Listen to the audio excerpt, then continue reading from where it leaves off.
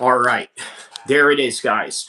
So we got the stream started right now. We're going to talk about something really interesting, okay? Because I know I cover mixed martial arts here, but I tell you what this channel does the best in is political topics, right? In particular, racial political topics. And this doesn't get any more racial than this, okay? Because I tell you what, there is a Howard University professor, right? A black woman who is saying that she's blaming all of these things that are going on.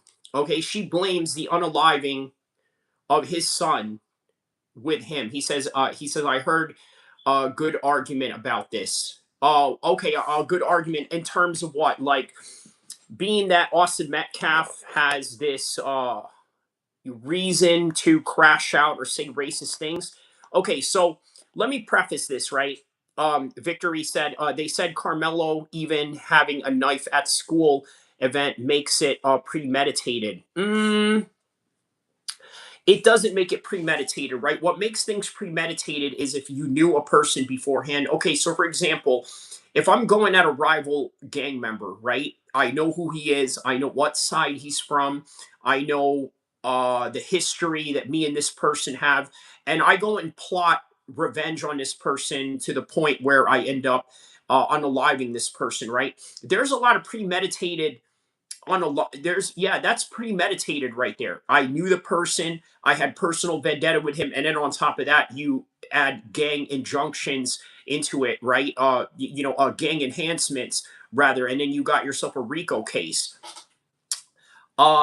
Two Stroken says, well, you can't carry a knife at school. I can almost bet you money, and even still, if it was legal, he got pushed. He did not have the right to effing unalive the other kid.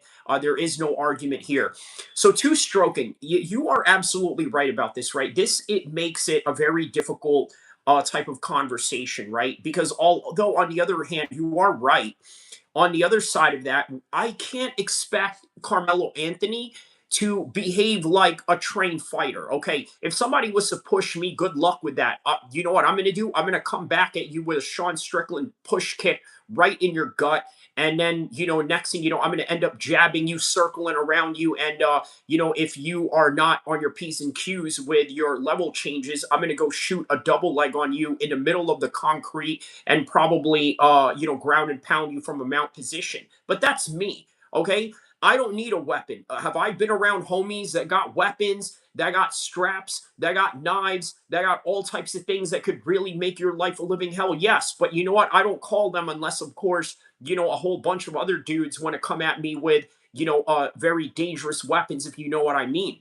But again, that's because I'm 6 feet tall. Okay. I've trained with some of the best fighters in the world. So it's obvious that I'm not going to have a problem going at some kid who is, twice my size. And Carmelo Anthony, let's put this in perspective, right? He was maybe 5'7", 5'8", 157 pounds, whereas Austin Metcalf, he was 6'2", 220 pounds.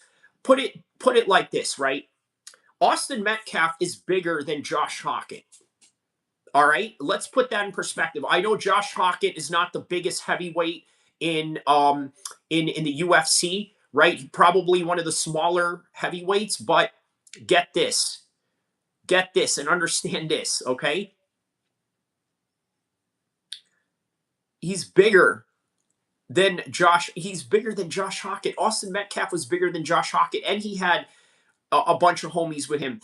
Skander Burrow says, I'm 7'2". Are you really? That's fascinating if you are.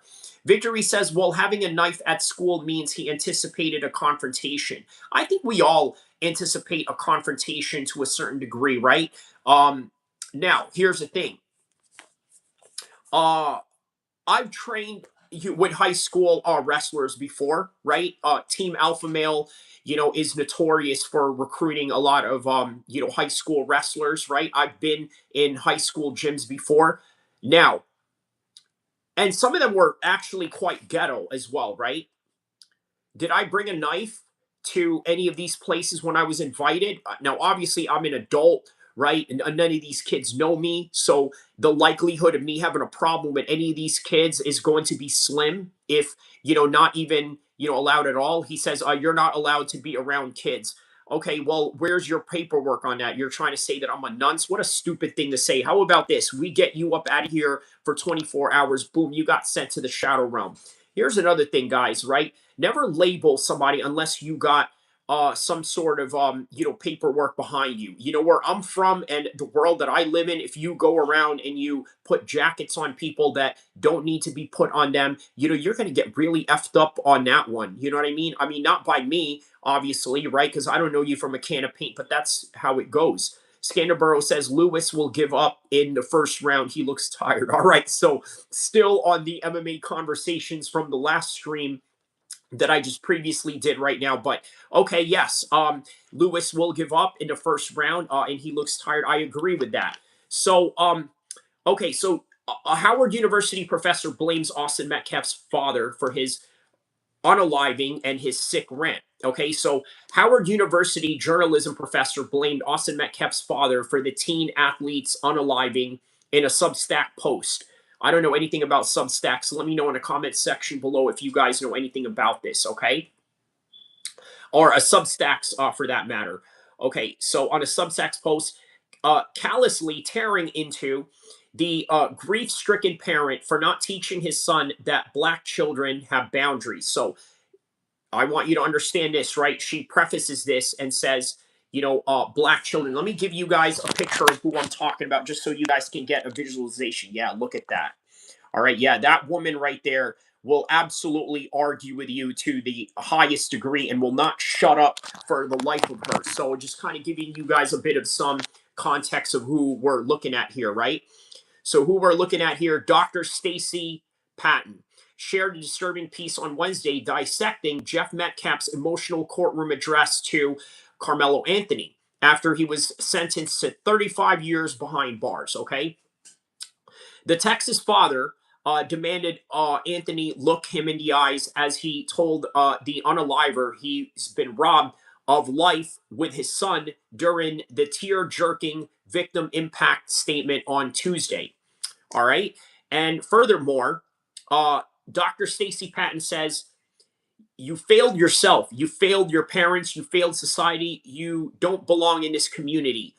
Okay, this is Jeff read from his notebook. Okay, so this is Jeff saying this.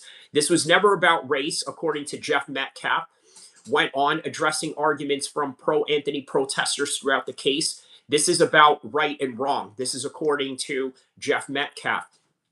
But Patton said Jeff Metcalf is the one who failed and took the despicable jabs at the dead bodies, that the dead boy's father, accusing him of raising his son to be racist.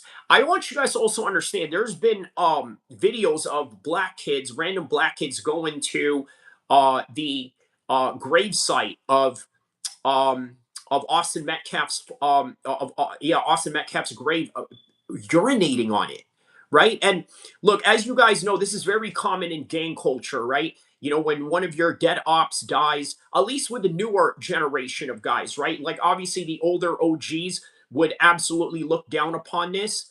But yeah, I'm gonna read your comments in a second, guys. Okay, just let me cook on this for a second.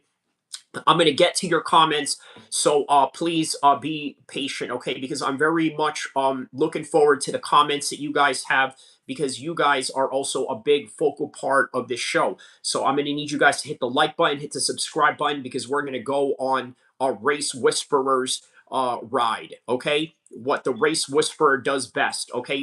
Why do they call me the Race Whisperer? Why does my moderator Marty call me that? Because I know how to dissect how different races of people think.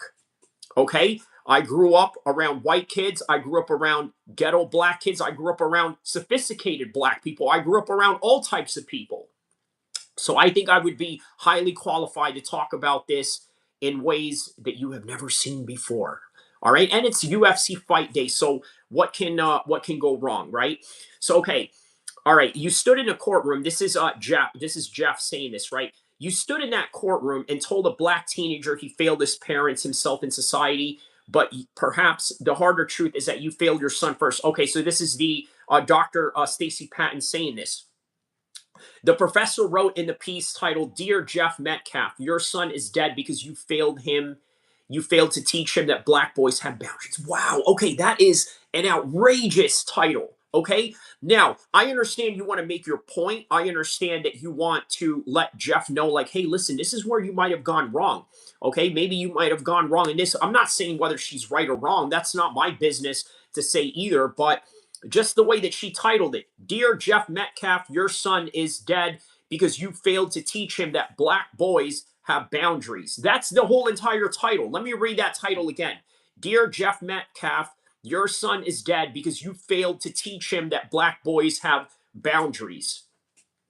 Why did she have to add black boys, right? Like, don't we all? And look, I'm not the type of person that is, that is like, okay, you know what, like, why mention race or being anti-black? Or I'm not one of these people, right? But why do you have to mention that he's black? Okay, black boys have boundaries. Okay, don't all people have boundaries? And I'm not like one of these all lives matter type of people. I'm just wondering, like, why specifically black boys, right? Which is a curiosity. By the way, guys, anybody that's writing anything stupid right now, I'm not able to read, all the comments right now. But if you're writing anything stupid, moderators, please shoot them up out of here. Okay, throw them out like um, Uncle Phil throwing out DJ Jazzy Jeff. Coming out the door like, I'm getting thrown out, getting sent to the shadow realm. That's you guys. If you guys say anything stupid. So, all right. Black boys have boundaries. Okay, so Patton argued that the father saying that he raised his son to be a warrior, a leader, was inherently racist because those words too mean often dominance. Oh, okay. I don't agree with that.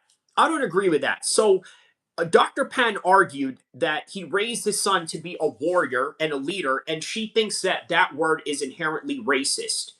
Dreamwalker says, "You're a Nazi, bro. So you don't think all lives matter?" Okay, come on now.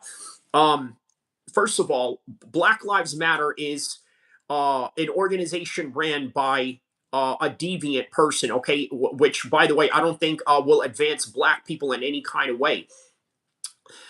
National Nationalist says a Nazi is someone who doesn't want their children to be. Wow. Okay. Well, um, I could understand why you're saying that sentiment, but okay. Carmelo Anthony should have got life. Robert Hamek says Nazi. Look up my pastor Jesse Lee Peterson.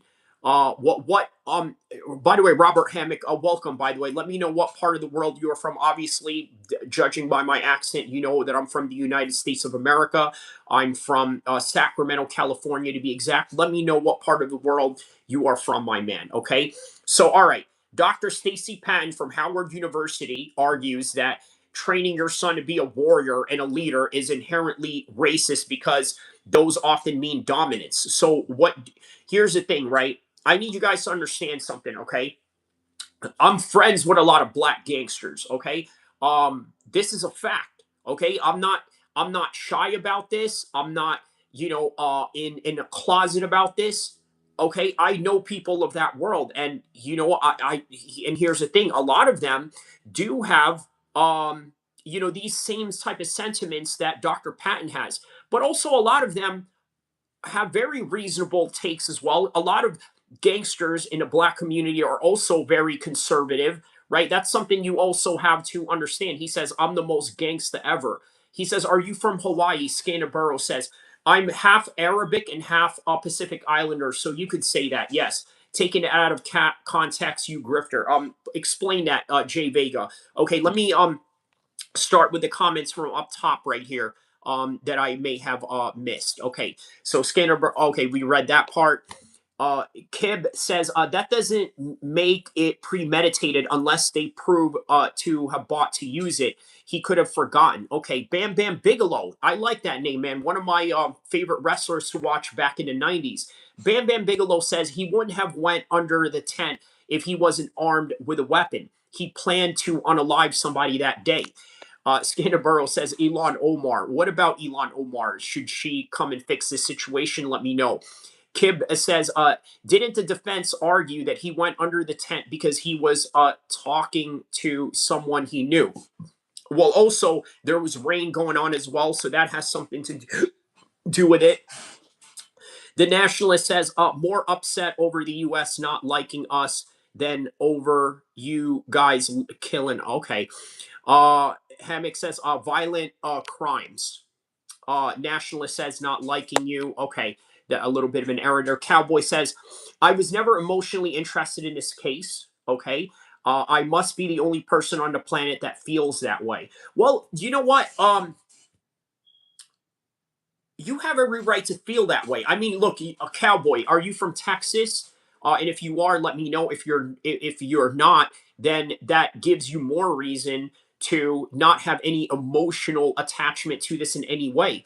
I think this case, I will agree that they are trying to create some sort of emotional response from people, right? For whatever reason that is. I mean, obviously to sell headlines, to sell views on YouTube, whatever it may be, right? But obviously it works because right now, I probably have more views on this one right now than the previous stream that I did just covering, mindless combat sports stuff. And in fact, I already do. Just literally within a couple of minutes, I already got more views on this than my last one. So there you go, right? So ID says so much animosity, out of touch. He says, so you don't think all lives matter? Okay, let's see. Okay, Scannaburo says, no, no, no. I'm just the most gangster. Don't test my gangster. You heard? Okay. He says, interesting mix only in America. Yes. Yes. That is in reference to him saying that me being half Arabic and half Pacific Islander. Yes. Yes, I'm very much in touch with my Muslim side, right? Also, I'm a former U.S. Marine, by the way, for those of you that don't know, right? So I'm very in touch with my Islamic side of my family, my Arabic side of my family, my Pacific side, my Pacific Islander side of my family. They're all gang members from California, so go figure, right? Scannaburo says, no, no, no. Okay, interesting mix. Taking it out of context, you grifter. Okay, so I pretty much uh read all the comments on that one. Okay, so going back to the PhD doctor, 48 years old, who hold a PhD focus on African American studies from Rutgers University. A shout out to Rutgers University, everybody in the West Coast. My son is a Marine right now, 6 years in. Hey man, shout out to Robert Hammock, and I believe you said you are from East Atlanta, right? So, from my understanding, if your son is a Marine and you're from Atlanta, I believe that he trained in Paris Island, right? Very familiar with Paris Island. Obviously, I trained out there many moons ago, like we're talking, 2004-ish. So he says, thank you for your service and your son's service, Robert. Yes, man. Semper Fi to all the Marines. By the way, speaking of Marines, did you guys see the the UFC weigh-ins yesterday? I have never seen Marines drill to a heavy metal song, right? You know, the heavy metal song that is a theme for the UFC, Stem Face to Pain. Wow. Interesting combination. He says, yes, sir. Thank you. Yes, Paris Island. Okay. Cowboy says, I am from Washington, bro. My bad for the late response. No, no problem, man. Okay, so focus on the African American studies of Rutgers University went on to say that Austin 17, knowing how to hunt, was telling of white masculinity was being celebrated around him. Okay. You failed to teach your boy that black children have boundaries. Once again, qualifying the fact that he's black. I don't know why you need to do that, but obviously there's an emotional fallacy that she's trying to build up here, which is crazy considering that she's a very educated woman that sort of understands this school of thought, but is perpetuating to do it anyway because I have a very similar college degree that she does. All right, which is in journalism. Obviously, she has a PhD in that, but I have a bachelor's in that. So, even more so with her, right? Um, a technique says, is Carmelo that murderer from Texas? Yeah, I heard about this case. Correct, correct. It's a case that is capturing the imagination of many Americans right now for one reason or another. Critics were against Patton's cold-hearted and calculated attention-seeking. Dr. Patton literally turned a tragic altercation between teenagers into ancestral tribe wars, according to Xavier Du Russo, 29, an ex Black Lives Matter activist turned conservative influencer, as he told the Post.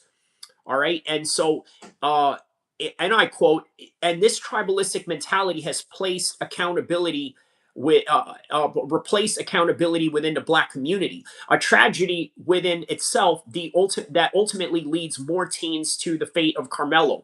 Patton, a self-described experienced professor of journalism, taught at Morgan State from 2016 to 23, was an adjunct professor at Montclair University from '06 to '11, according to her LinkedIn.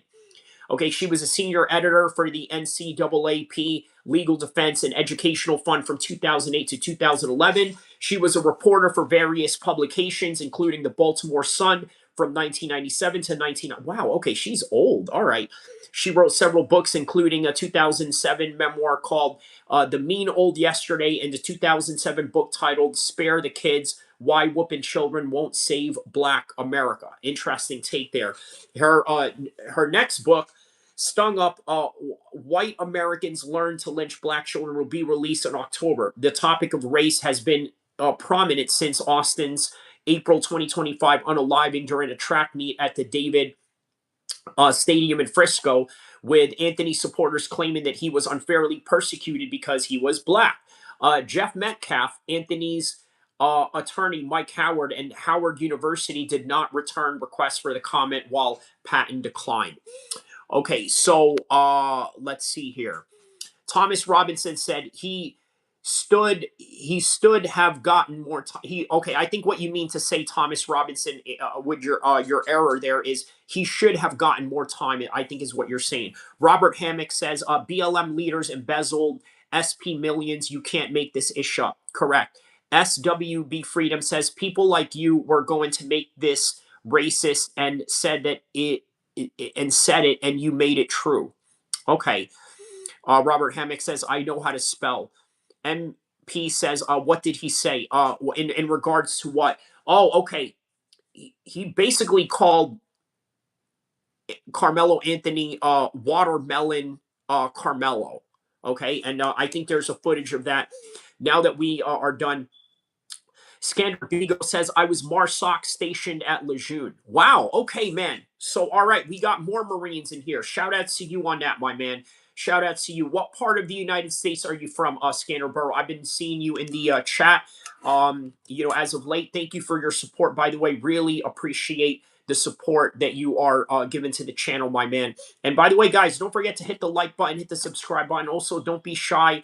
Throw some super chats along the way. It would really help the channel and the cause here to seek out the truth. So he says, my son is living in Lejeune. All right, man. Shout outs to all the Marines that are in Camp Lejeune, by the way. And by the way, all the Marines that are going to be performing tonight, doing drills during the UFC White House card. So a lot of fun stuff there, man. Yeah, a lot of fun stuff. A lot of fun stuff. Yes, indeed. All right. So, all right. Let's see here. What else? What else do we have here? Okay. Yes. Yes. Austin Metcalf's dad crashing out. Okay. His racist rant. Let's check out where this is. Okay. All right. So, Officer Tatum. You know what? Let's see what Officer Tatum has to say, because Officer Tatum is going to he's going to defend the line on this one, right? Look, here's the thing that I feel about Officer Tatum, right? I think Officer Tatum is a grifter. That's what I think, right? I think that he knows there is money to be made from white Americans, right, who feel a certain way. And I think that he is also a merchant of outrage, as much as Elon Omar, as much as AOC, right? Remember, guys, I'm not a Republican or a Democrat. I am, first of all, I'm a Muslim first, and then I'm an American second. Okay. That is my stance on it, because it makes sense, right? What do we say in the military, right? What are some, phrases that we say in the military? God, country, and honor, right? some common phrases that are being said in the military: God, country, and honor. Well, God, obviously, because, I'm Muslim first, and I'm American second. Tatum loves to buck dance for losers, Cowboy says. Okay, so not much of a Tatum fan, I see. Barry I'm not even going to read the rest of your name. That father finally defended himself. Verbally, you mean? Yes. User says should have been a capital punishment.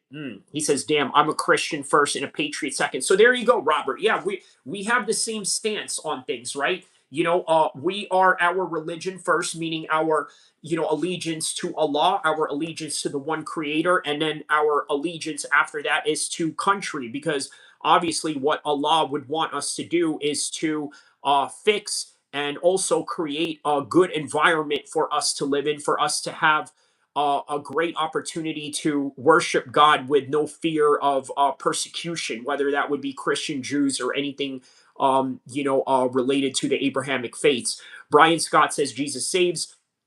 Robert Hammock says Jesus loves you, so do I. Hey, man, as Muslims, we love Jesus as well. Remember, Jesus is going to come back and and fight the Antichrist. So, the Muslims will be right there with him.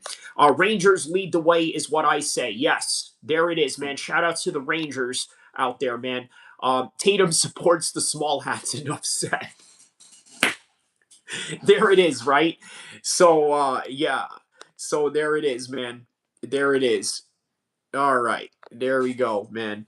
All right. So let's go back to Officer Tatum right here. This is why you don't cave in and start down talking to black people. Watermelon felon.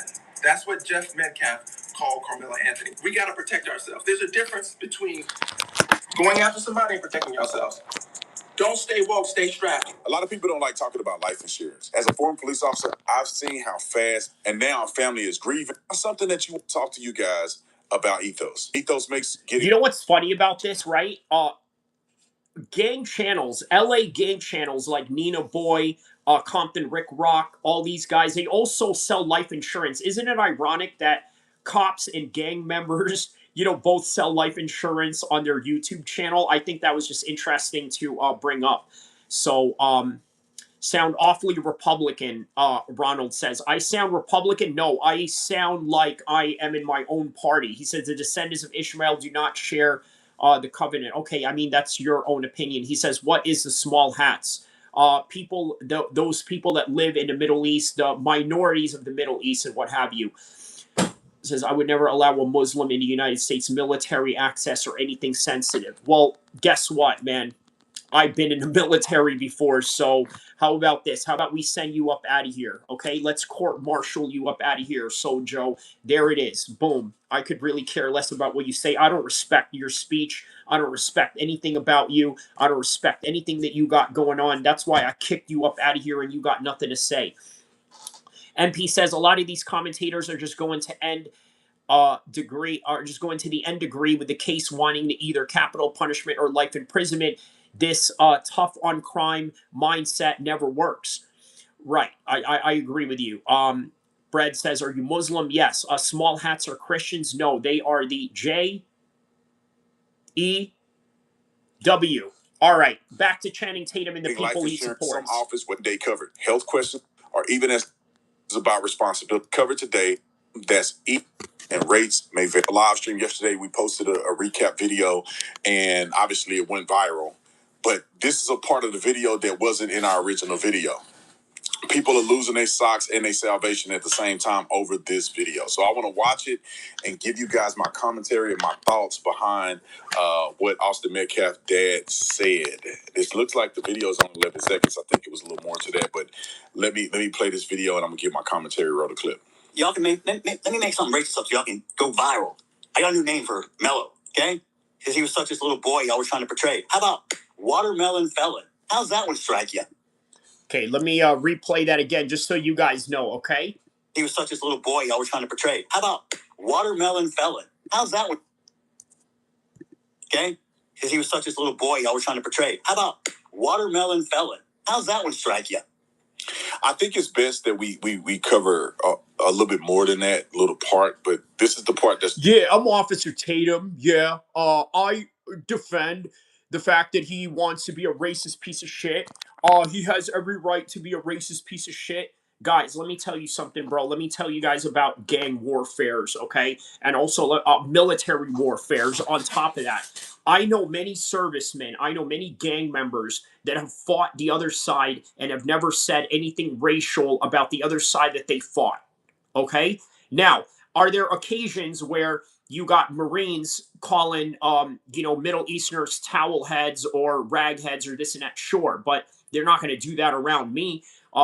Certainly not when I was there. But okay, but there are people that do that on the gang banging side of things. You don't think I know black gangsters that say racist things about Mexicans, maybe even about rival Asians that they don't get along with? Of course, this is a natural course of action, but let's be honest, right? It doesn't mean that it's right. And of course, you're going to see Officer Tatum completely just grift his whole entire narrative on this, right? And just basically, excuse Austin Metcalf's dad for what he spewed. Listen to this.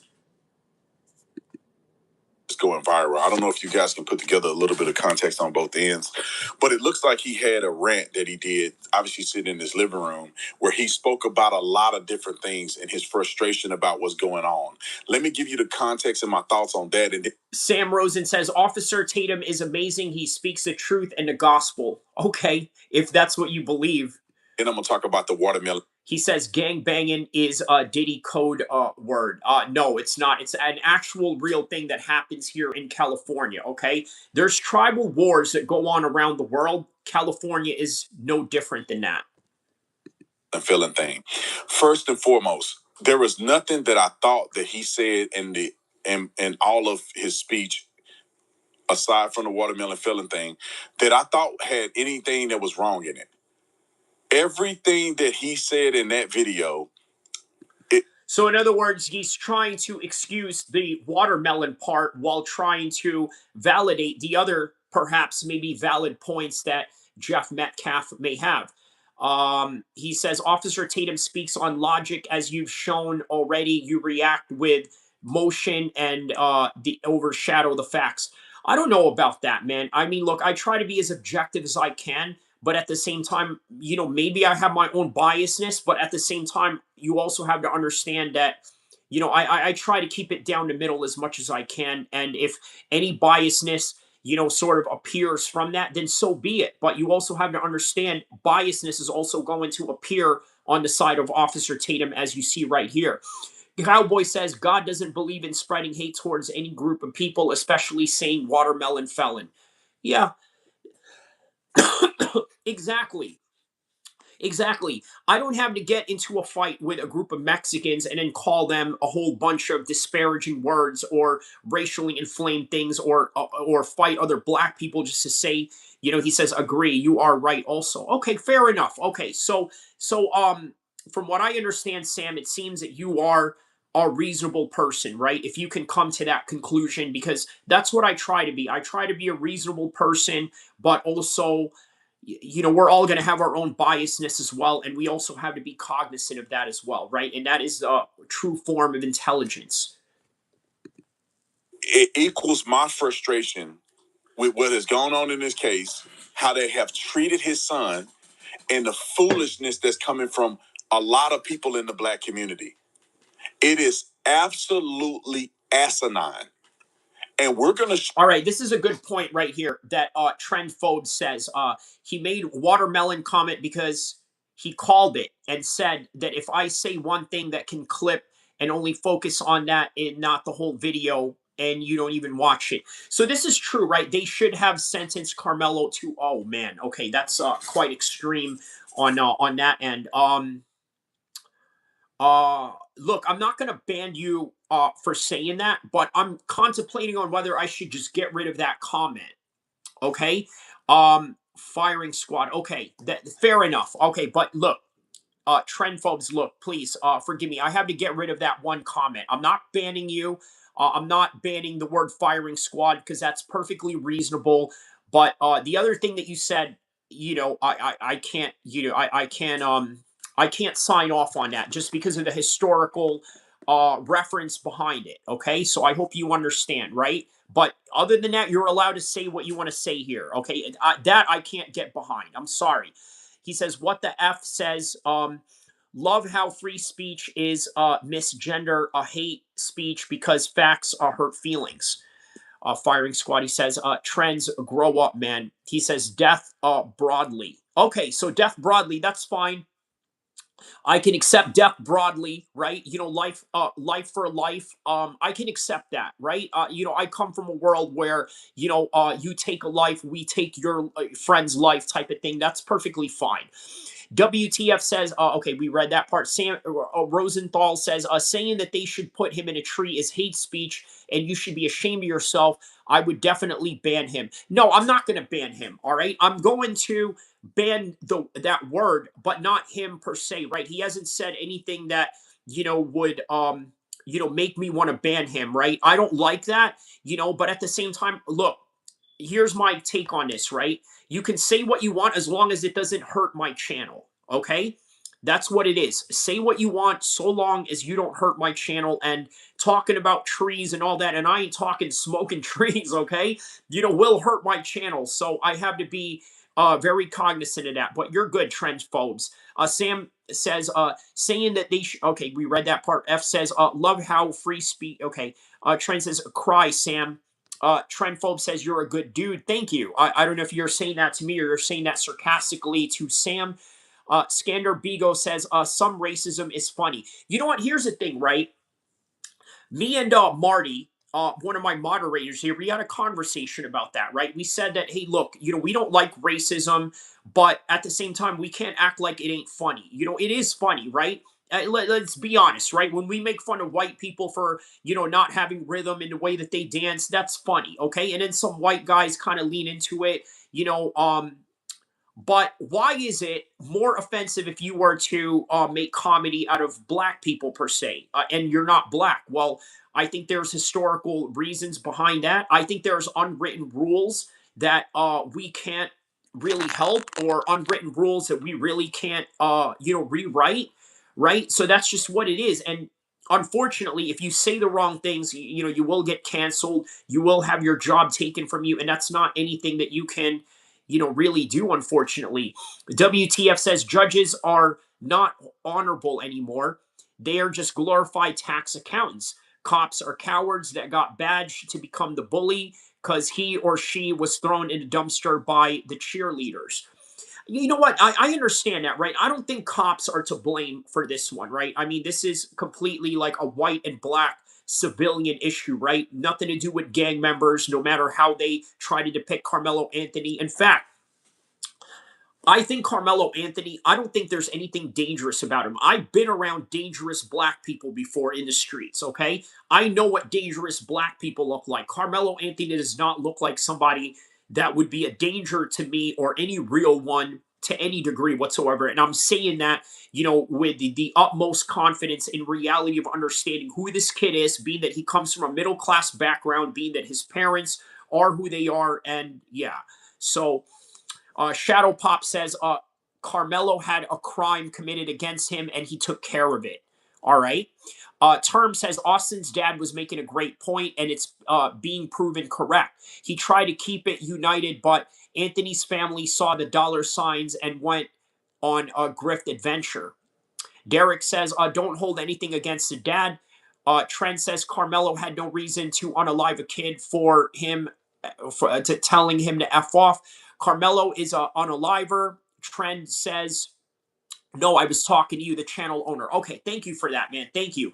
Cowboy says, if we're taking the roast, it can be funny difference between hate and comedy. Trend Pope says, white people have always been taught to be tolerant. Black people have always been taught to hate white oppressors, which doesn't exist. That's the difference. Carmelo deserves more than 35 years. I would argue, Trend Popes, that I think generational uh, trauma, okay, that dates back from slavery, I think does affect some black families in some kind of way, and including having certain income expenditures that they don't have as a result of that. He says, so you agree with the rules of thee, but not for me. Elaborate on that term. You're going to have to elaborate on that. Um, Chapman says, why did he carry a knife? This is something that he manifests from within his darkness of anger. This is a life lesson of that behavior. White oppressors do not exist. You cannot say that if you're not African American. Okay, that's an interesting take. Show you some clips that prove that here in a minute, but I agree with him. Trend Post says emotional trauma is just euphemism they use for teaching blacks to hate whites. They always have been taught that. That's their trauma. They aren't oppressed. Uh, Jay John Lynn says, hi. Hello, how are you, my man? Jeter says 7 million slaves in Africa today, but folks strongly quiet about that. Not just that, also in the Middle East as well, right? Me as an Arab man myself, I can attest to that reality. He says, BLA people, I think American people experience the hate of white people. Term says, you said it's okay to make fun of whites, but don't do it to blacks. This rule. Yeah, no. Listen, what I say behind closed doors, okay, is something that you will never hear here on this YouTube channel, okay? But make no mistake, let me just say this. I am an equal opportunist, okay? I'm an equal opportunist at that.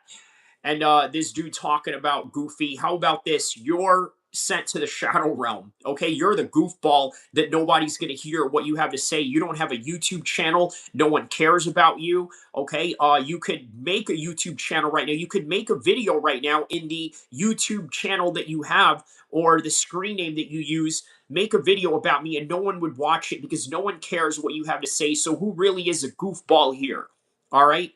Keisherry or whatever your name is. You don't even know how to spell.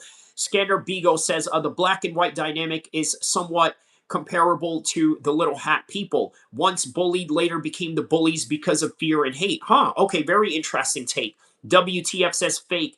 If you won't say it, it rolls the if you won't say it, it rolls the world. I think what you mean to say is it rules the world. Then you shouldn't say it. Okay.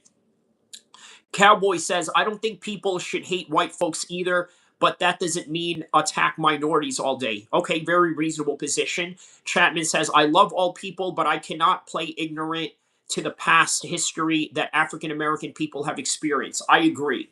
I agree. This is something, look, this is something that I argue with many white conservatives that have a blind spot for this, right? White privilege is real, okay? Now, for white people who own farms and own a lot of properties, you think they just came up out of that, out of nowhere, right? Me as an Arab man who, lives a pretty fortunate life, do you think that, that came out of nowhere? Like that came from generational and family wealth and privileges, right? Like that's why I'm not one of these guys. I am not one of these guys that goes out of my way and preaches to the Instagram hustle culture, right? Like, I'm not one of these guys that says, all right, guys, this is what you need to do to get on my level. Because the truth is, some of the things that got me to the level of where I need to be is all predicated on the fact that, hey, I was, what do you call it? Yeah, hold on a second.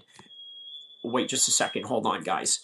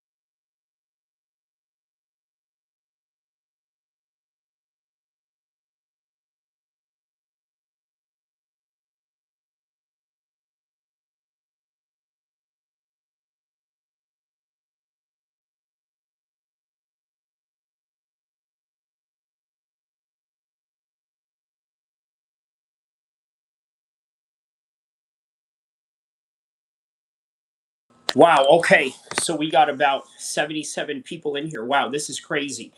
All right, let's read back. Never hold my tongue again, you trash. Oh man, there's just too many comments to read at this point right here. Okay, let's go back to Officer Tatum on this one right here. Let's see. Wow, man, we're almost at 1,000 views on this one. Man, shout out to everybody.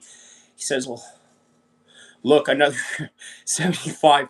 Yeah, how about this, right? How about I send you to the shadow realm? Boom, up out of here. I'm probably smarter than you. I'm probably far more educated than you, you idiot. All right, anyways, let's go back to Officer Tatum. I agree with the frustration. And I always perceptualize what I say on both sides. If a young white kid was murdered, I mean, a young black kid was murdered by a white kid, and the white community was coming out and saying that's what he get, playing that the black kid is actually the suspect, and their kid who get a senseless murder is a victim. Them going out and saying, let's stand up for white folks everywhere. Let's go and lie to the jury pool so we can get more white people on the jurors so we can defend our white brothers and sisters. Running around the streets talking about white power and saying black people are the evil of the world and all these other things, and showing pictures of peeing on the grave of this black kid and sharing them online with no care in the world. If white folks were doing the same thing we see black people doing, and a black dad got on here and went ham, nobody would have a problem with it. It's only because Austin Metcalf's dad is white that people have a problem with the things that he's saying, being critical of the black community. I'm trying to pay off your loan. Stop calling me. You sound like a psycho. I swear to God. I'm calling you to let you know that we're going to pay off every loan you have. Like, it's literally a good thing. I understand, but I'm not interested. So let's get to the watermelon filling thing. In the video, and I'm gonna say it right off the bat. I don't like that he said it. I don't think he should have said it. I don't think he helps his cause by saying it. But right off the bat in the clip, he said, "I'm gonna say something to get y'all riled up." And the reason why this is not as crazy and offensive as it would be in other circumstances is because the way that people are talking about his dead son is absolutely insanity. They are mocking his son, saying he was a bully and that he deserved to get stabbed in the heart and killed at a track meet. Okay, for the record, I don't believe anybody deserves to pass away. Okay, let me be very clear about this. Okay, this was not about race. This was about two boys having a toss up. It is you guys across the United States that is making it about race. That's really what it comes down to. A lot of you around the United States are making it about race. Okay, the father never made it about race. I think that he finally just snapped out of nowhere, right? Still doesn't excuse the fact that he's still probably, very racist at that. He was unalive, disingenuous. Whiskey Throt says that he is going to be banned for 24 hours up in here. There you go, man. He says pass away doesn't really cover a murder, does it? Well, so that's what you want. You want people to say that it was an unaliving, right? Justice for Austin. Harlem Banger says we smoking that Metcalf Zaha pack. Damn, bro, we going King Von on this one, huh? And for him to go out and say, "Well, I'm gonna make y'all really mad. I'm just gonna say something to make you mad." I see where he's coming from with that. Here's a clip with a little bit of context on it so you can see it, and then I'll get back to finish my commentary on the watermelon felon thing, which I think that he shouldn't have said. But roll the clip. After it happened, how many lies did you sit and type up on your keyboard, you big keyboard warrior? You're a big tough man. You know, I'm quite surprised that Officer Tatum is actually offended by the notion of him using the watermelon comment. The reason why I find that kind of surprising for the standard of Officer Tatum is because Officer Tatum will take any position of any white racist. That's just my opinion. I could be wrong about it, right? You are more than welcome to agree with that, but I happen to think that he grifts on that. I think that he grifts the excuses of anything the Israelis do, and that also extends to white Americans and their and his excuses for their racism, right? Like, yeah, I understand the sentiment, but unfortunately, you know what? A lot of you guys are not well versed enough to really have, the understanding of the nuances that's going on here. So now defending truth is racist. I mean, saying watermelon is racist, right? Look, two things can be correct at the same time, and great men also have flaws in them. I need you to be reminded of that as we're watching this. Truth can mean two different things. Two things can be true at the same time, and also understand that most people don't have the intelligence or the wits and all to really understand the nuances of reality, right? The reality that all great men have flaws.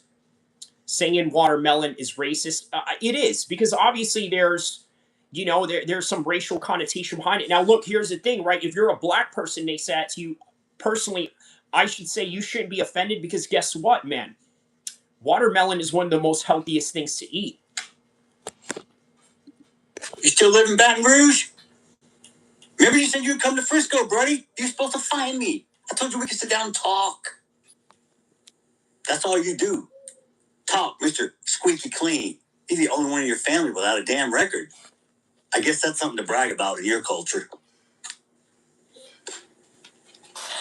You people hang your hat on the dumbest shit I've ever seen.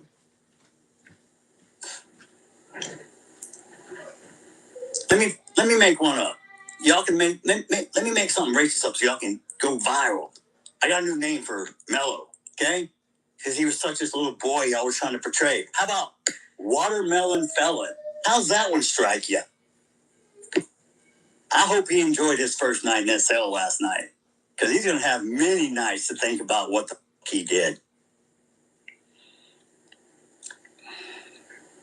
I forgave him so I don't carry the hate and the anger. So I don't get ate up like cancer and kills you from the inside. It's like me drinking poison and hoping it kills you. It doesn't work that way.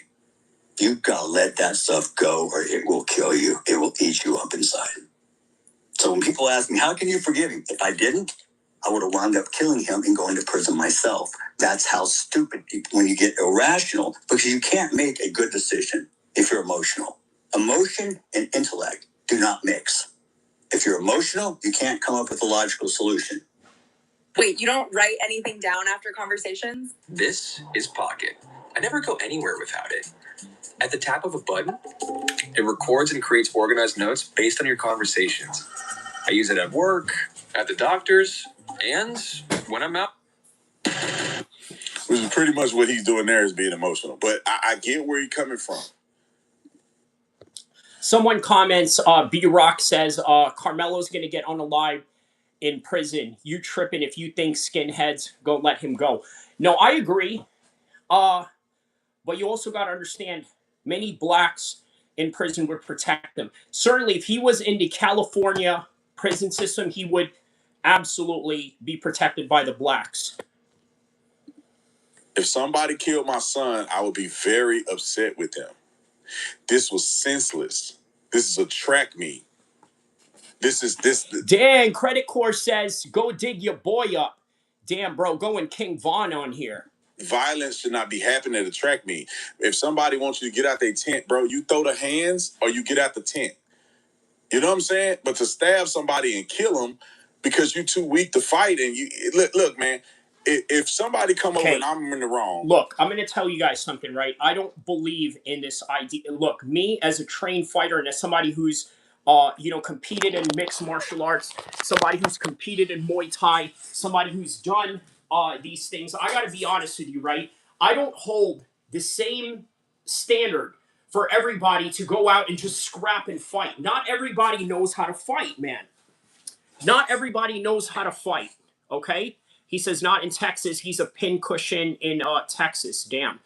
He says, don't bully if you don't want to be unalived. Moon Crickets, mad they got to defend a murderer. I don't know about all that. I mean, gotta make a decision. I would call this a manslaughter at best, to be quite honest with you, right? A murderer is somebody that planned this whole thing, that knew that person and had, reason to go after them as some sort of reprisal. Shayna says it's none of anybody's business if he's a real Christian or not. That's for God to judge. Okay, I agree with that. Decision. We gonna throw the hands, and whatever happens, I'm okay with. Or I'm gonna walk away because I'm not gonna win this fight. Ain't no way in the world I'm gonna be in a reserved parking spot, and three dudes allegedly, if I feel that this is the case, three dudes come up to me like, "What's up, bro? You need to get up out the spot, or we gonna throw the hands." And I know I can't whoop these dudes. I gotta make a decision. I'm wrong, so I can just move and let it go. Unless I want to fight somebody over me being wrong. But I'm not gonna pull a gun and start shooting people because I think it's self-defense. Now, the rational thing to do is say, look, man, I'm wrong. Process the fact that if I get into a fight, I'm already wrong because it technically is their spot. I shouldn't even be here. But then I hit one of them and they fall and bump their head and be in a coma. I might end up going to jail or something bad happening. So I need to let it go. It's not that serious. I feel a little disrespected. I'll find a way to get back at them without it being. No, you apparently, B-Rock, have a misunderstanding of the law. You see, it can be manslaughter in some states. Just because Texas deemed it, a murder, okay, fine. Okay, that's the laws in Texas. That's how the judge saw it. That's how they're going to. But in some states, they could consider it a manslaughter. Now, am I mad at the judge in Texas for calling it a murder? No, that's the conclusion that they came up with. But there's also reason to believe that in other circumstances, it would not be murder. It wouldn't be murder in some circumstances. So, being violent to get me in trouble. I'll go talk to their coach and tell their coach that they did this and that, and whatever. I post on social media. I do stuff of that nature. I'm not going to get into a violent confrontation because look at what happens. Now a lot of your life is gone. So I'll finish it with this. I don't like that Dad said it. I don't like that Dad is being emotional about it because I think that gives fodder and flame to an. Okay, that part I'm going to have to agree with Officer Tatum. He's right. He's right, right? You don't need to add to the fodder, okay? And for those of you that are spewing a bunch of idiotic stuff on the comment section, I really could care less, okay? Really, I really could care less, okay? Yeah, you're by the end of the day, you're in my chat talking smack, okay? I'm not in your chat talking smack. Proud Southern Patriot says Jeff Metcalf is my hero. Okay. Let me know why he's your hero. I mean, a man who went through something tragic as this, I don't know how he can be a hero other than, maybe we can take lesson into the perseverance that he has to go through. Already polarizing situation. But I do understand his frustration because his son was wronged. Karmelo Anthony probably should have spent the rest of his life in prison because he took another life from somebody else. But the jury had compassion enough to only reduce it down to 32 years, 35 years. They could have gave him 99. Look at what a lot of black people are sharing on. Ooh, okay. So this is gonna get really good right here, okay? Look what's happening right here. Look what's happening. And look at that. I didn't even know that a woman could do that, but okay. All right. Imagine if white people shared this about George Floyd. Or they have, right? There are people out there that have done, some pretty horrific stuff to George Floyd stuff. So all these other kids are people who have been killed. What if police officers did this on one of these graves, one of these idiots that got killed by the police? And they were wrong.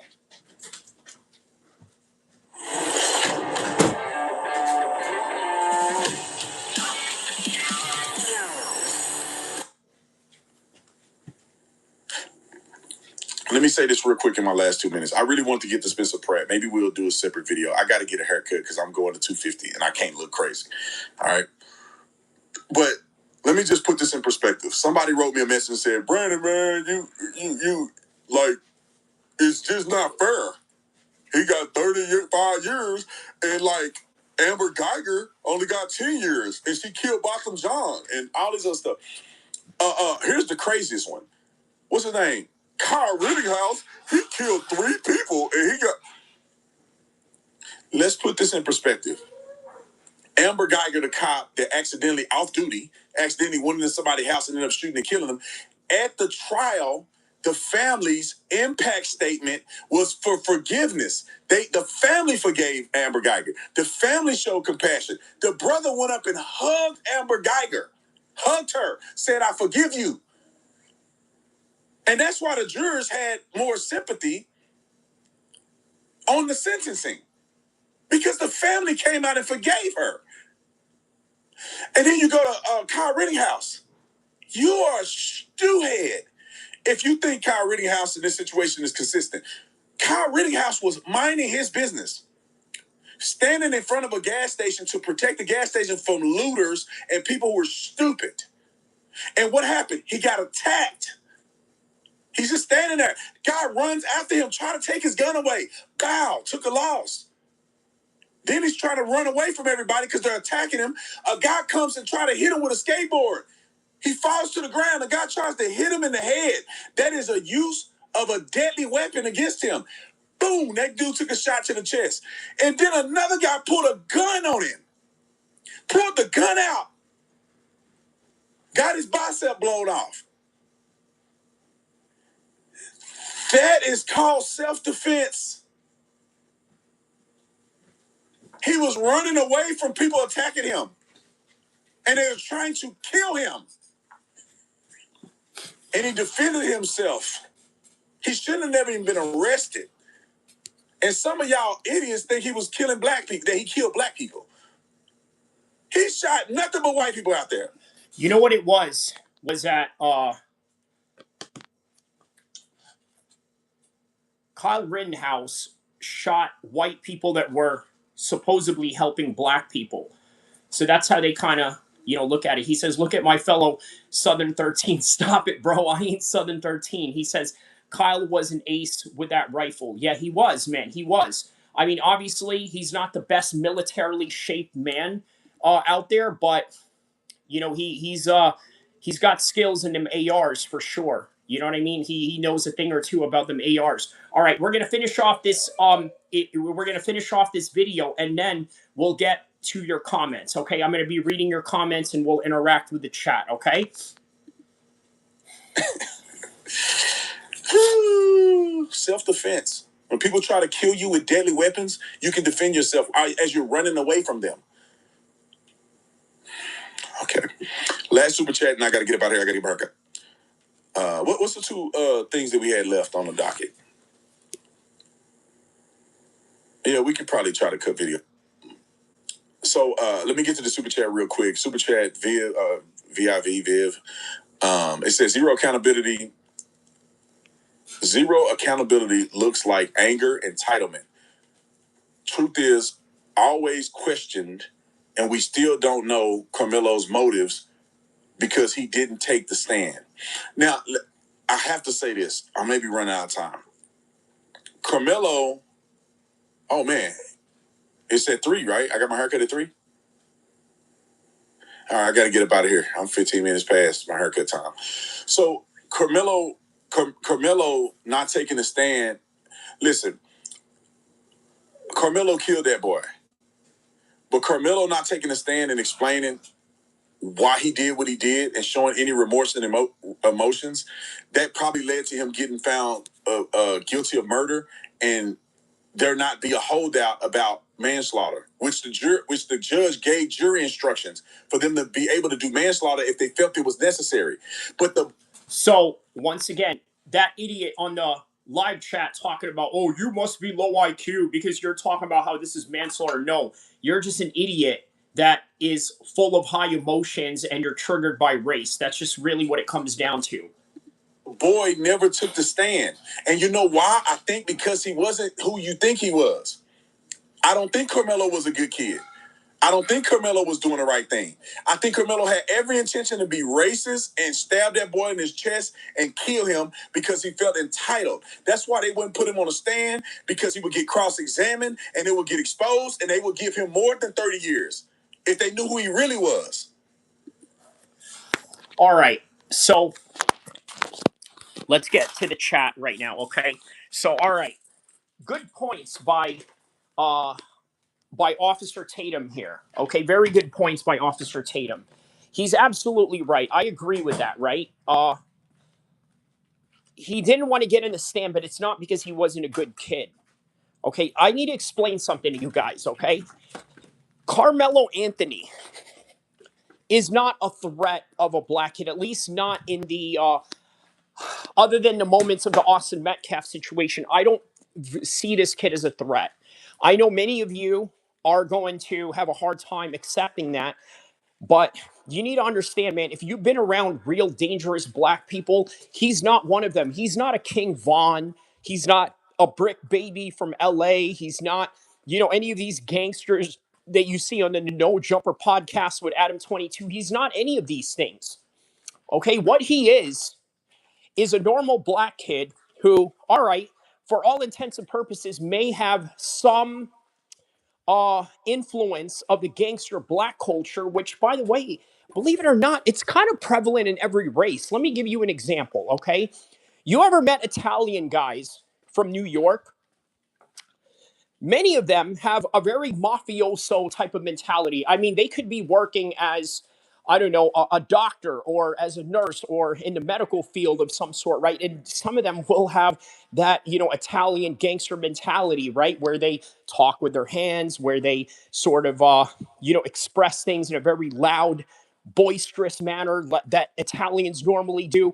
Conor McGregor, the same thing, right? He mentioned when Mike Tyson visited his pub at Ireland.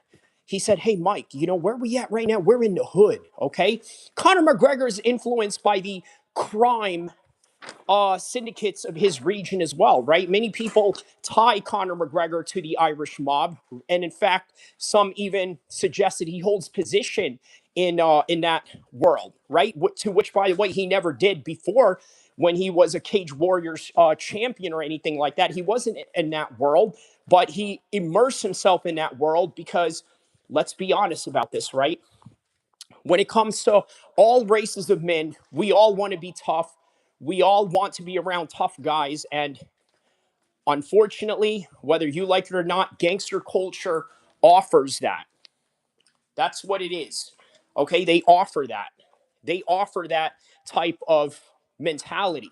Now, was Austin Metcalf caught up in that? Maybe, but we don't know. You see, I don't agree with Officer Tatum saying that, yeah, you know what? He had a racist bone in his body, and that's the reason why he stabbed Austin Metcalf.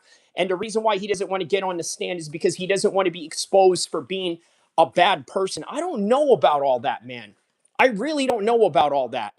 Uh, I think I think that's reaching. I'm just going to be, really firm and honest about it. I honestly think that is reaching to the highest degree. But everyone is going to have a different opinion on this matter, okay? We're all going to have a different opinion on this matter. And as a result, you need to understand that having differences of opinions on this matter, it doesn't mean that any of us are wrong. It doesn't mean that any of us are right. We just have our own perception of the world. And by the end of the day, guess what, man? Two families have been affected by this. Regardless if you think the Karmelo family or the Anthony family are racist, regardless if you think the Metcalf family are racist, sure, that can be true. Maybe they are both racist. But by the end of the day, they lost a son to different ways. One was lost through the prison system because of what he did and the consequences that follow with that. And in the other, well, he was gone because I'm going to be very honest about this, right? A lot of you, and you know what I mean by a lot of you, the WTs, a lot of you act like cops. That's a problem. A lot of you act like cops when you're not a cop. Okay, I don't know what it is. Maybe it's a generational thing. Maybe a lot of you do have cops in your family, and you feel the need or the privilege to, express that sense of, law enforcing, attitude that you have. For me personally, I just don't care, bro. I really don't care. I'm not one of these people. Look, I'm going to be honest with you guys. If there was a robbery that went on at Best Buy, There is no way I'm going to go out of my way and stop that robber. No way. All right. I'm not with all that. I'm not going to go and stop a robber for multitudes of reasons. Number one, I'm not going to risk my life for a store. Okay. They have insurance. Number two, that guy who's stealing probably has some good reasons behind it. I'm not saying that it's a good reason. I'm not saying that I would go out and steal because I wouldn't. I wouldn't need to. But that's precisely the point. There are people out there that need to steal for whatever reason that they have. And sometimes those reasons are because of the fact that they are in destitution. So, all right, let me read some of these comments. Kay says, y'all okay with killing, but words are too much. Angela says, Austin was living his best life until Clown Mello got scared. USMC Capper says, we know you don't care. You talk BS while virtue signaling. You're not a man. Well, how about this? You're not even in this chat because you got sent to the shadow realm. How about that, you idiot? Talking about you're not a man. See, that's the problem with a lot of you people. And you know what I mean by a lot of you people. A lot of you like to determine what a man is. Yeah, be a man or this and that. Like, okay, first of all, Austin Metcalf's dad over there talking about, yeah, you know, you need to be a warrior or this and that. Well, what kind of example are you setting for your son? You don't even look like a warrior yourself, you fat ass. I mean, whatever, man. I don't got nothing against Austin Metcalf, but I'm just, critiquing what I see here. Shayna says, we people don't defend criminals. Okay, well, I'm sorry to tell you, but some of us do come from a criminal background, so that's really all there is to it. Like, I mean, yeah, what do you want me to do? Like, go out and defend law and order or this and that, which doesn't exist? You want me to go and defend, the Constitution that doesn't work for everybody? You want me to defend a country that uh puts you in debt? I mean, look, don't get it twisted, bro. I love America. I love the life that I live here, but I have my own criticisms of it, and that's just what it is, man. With America, you're always going to have a love and hate relationship. Clown Mellow, the watermelon felon. Okay, well, looks like seems to be a hashtag that people are now using. Credit score says Austin in hell looking up on us. Huh, okay. Shayna says, I highly disagree with Chow verdict. You highly disagree with the Chow verdict? Huh, okay, that's interesting, Shayna. Now, why do you disagree with that? I happen to have well, yeah, I don't know, man. That's hard, man. But I don't know, man. These cases, look, I'm really surprised how a lot of you have this definitive answer to all of these to all of these conclusions, but I just wouldn't go that far. Credit score says Harlem. I got a new word for Metcalf since Carmelo Watermelon Felon son is a corpse. Okay. Y'all okay with killing? Okay, but all right. Let's see here. They've been corrupt since they came onto the land and haven't stopped. But when a mirror flipped and pretended like it's the other people who do everything else wrong when it's them. He says, you can't unalive people for pushing you. Okay, so that's true, right? I do agree with that. I think that it's wrong, to just to just stab someone over a push. But I need you guys to understand something, right? I do not hold Carmelo Anthony in the same standard as most as myself, who's a trained fighter. I don't hold most of you in the same standard. If you feel like your life is threatened in any kind of way, I have no right to tell you that you shouldn't put hands on someone or shouldn't use a weapon. I don't know. You have to make your own decision. I know what I'm going to do. Okay? If it was a gun and I didn't have a gun, I would do two things. I would either try to disarm that person, take the weapon from them, or just plain old run and get away. Okay? We all have, even if we support Carmelo Anthony and even if we don't, we have a different way of expressing and yeah, pretty much handling our own candle in whatever way that is. So you guys have to understand that. Kevin Johnson says the little engine that couldn't. I don't know what you mean by that.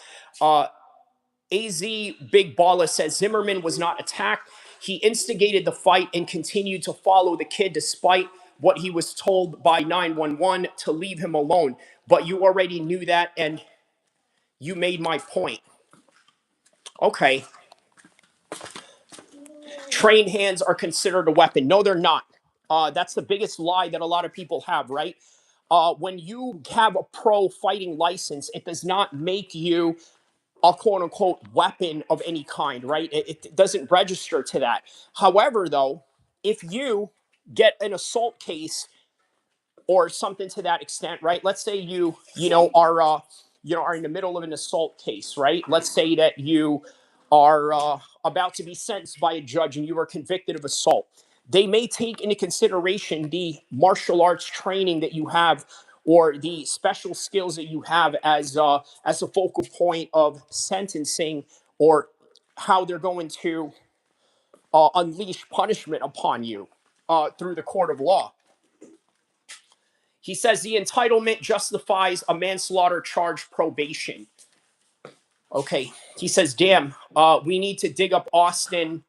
We need to dig Austin up. We need a rematch. Bro, man, you guys are saying some, real crazy comments here. You know what I mean? Talking about you want to dig up people and this, that, and the other. I mean, wow, dude.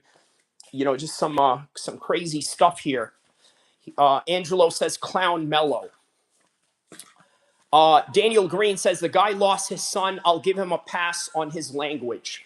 Okay, so that's an important point to bring out right there, right? There are people out there who are excusing Austin Metcalf because his son died, right?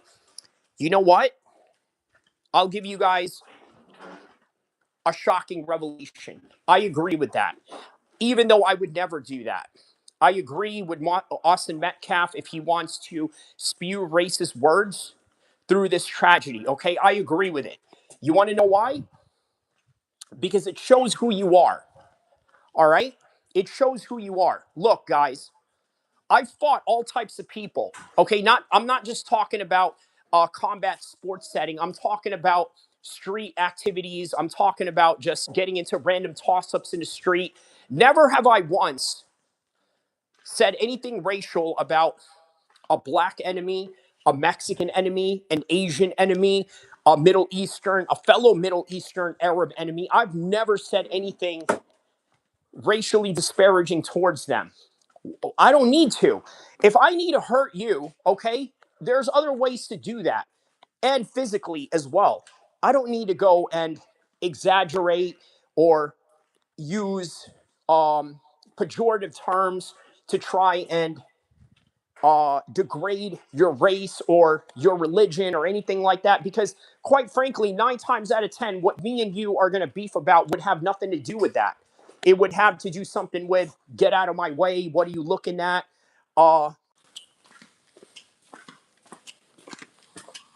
Damn, man, the comments are coming in fast on this one.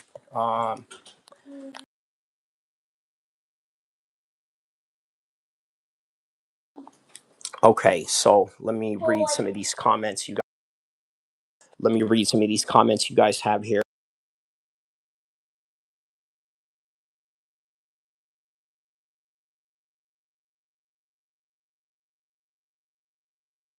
All right, Relax. get back here. It's not your fault.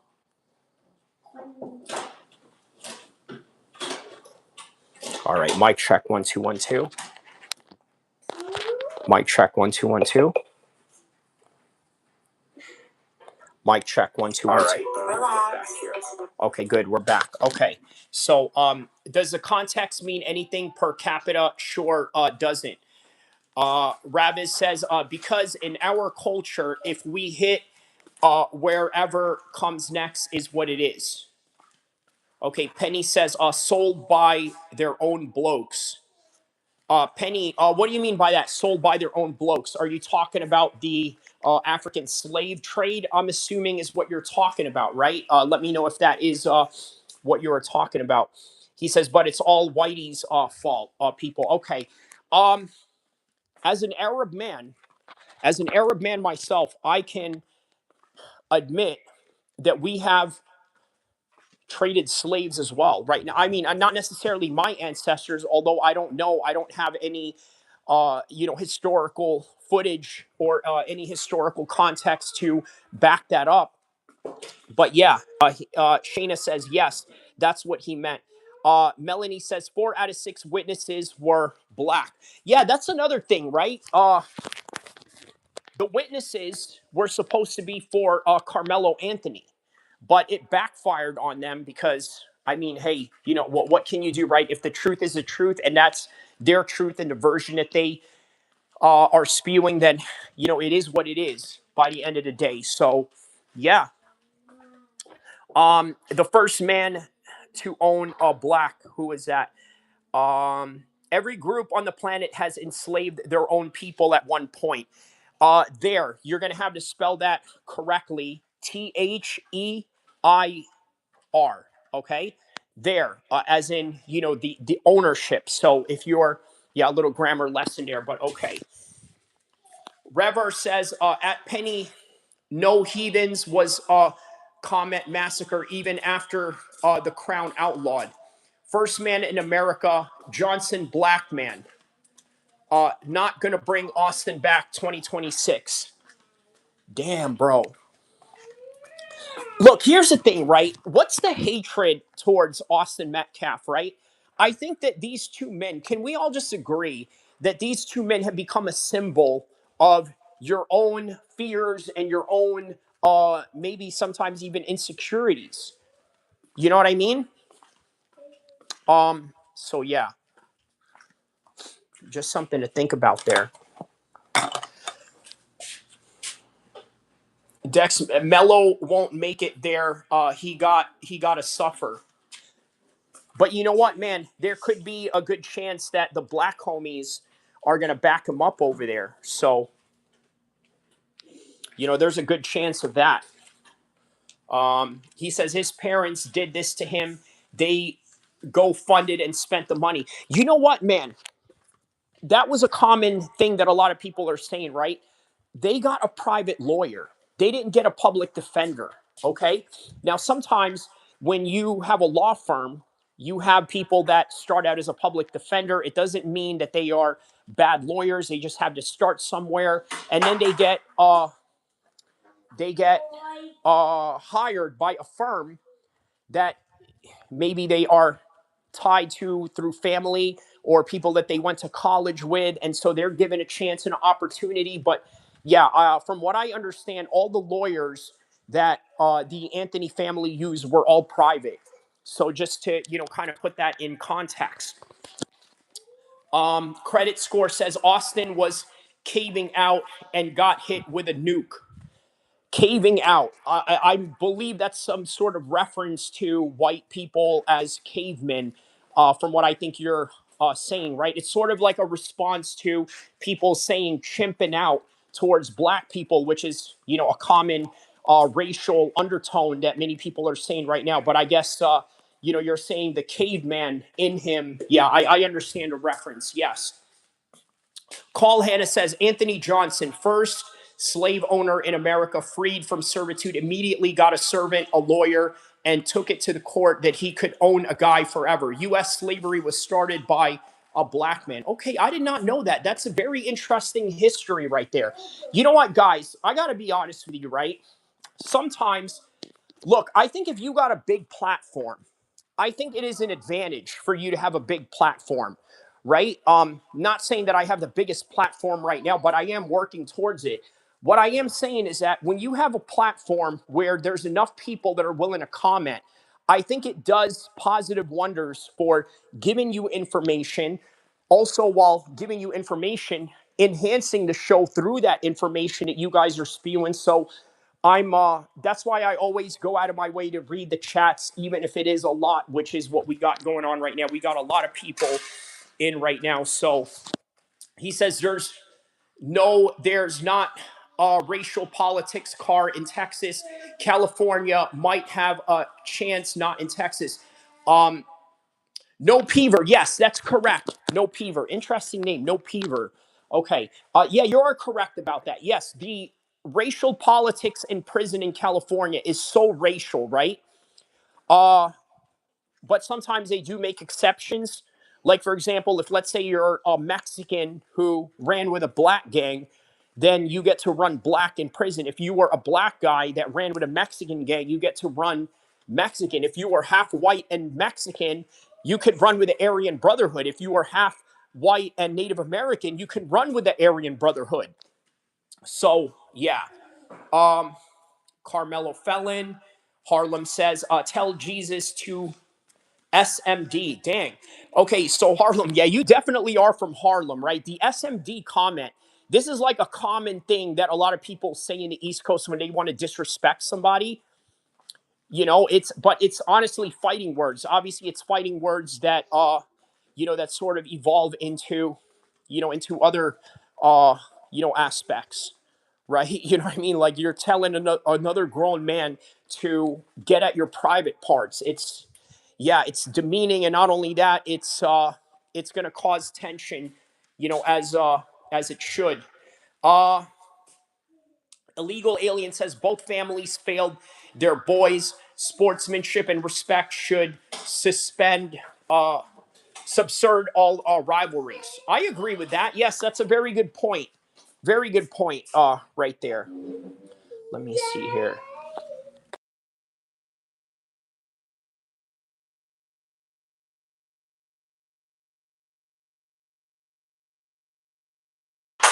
Yeah, very good point on that note, guys. So Derek Maximilian says, our boy in heaven is living his best life. Y'all boy is getting pile drivers to the backbone right now for 35. Melanie says Metcalf's father had a gag order, but he went to try and pray with the Carmelo family attacked him. They swatted their family, doxed them. Did you know Africa? Okay, yes, we established that. They definitely sell them stamps for rocks. H says he's being sent to the shadow realm. He says, not my fault. Mom likes rocks. Huh. Okay, illegal alien says to take a knife to a high school track meet shows sociopathic tendencies. I don't know about all that, man. Listen. Okay, illegal alien. I'm going to have to address that, right? Sociopathic tendencies. That a bit much. A bit much, don't you think? That's a little too much to say. Like, do you really believe that? Like, do you really believe that that somehow indicates sociopathic tendencies of some sort, right? Does it really indicate that? I don't know, man. I don't know because look, it's common to carry a knife. Obviously, they outlaw it in England. It's not outlawed in the United States, but obviously there are uh, ground rules in schools that sort of don't allow you to do that, right? And with good reason. Obviously, this is one of those good reasons why you should not bring a knife to school. But the idea that somebody wants to carry a knife, I don't find that sociopathic. Remember, illegal alien, understand this, right? I need you to understand this. People, unalive people, okay, guns are not the ones that unalive people. We got to understand that, okay? That's a uh common language, a common, sentiment that a lot of us have, right? Especially right-wing pro-gun second amendment rights people, right? Which I am, right? I'm definitely for the pro second amendment. I think that it's a God-given right. I think that it's an American right. I feel sorry for our European brothers and sisters who don't have the same luxury as us Americans do. But hey, by the end of the day, that's what George Washington fought for us to be able to arm ourselves and to protect ourselves by any means necessary. Not to get all Malcolm X on you there, but yeah. Um,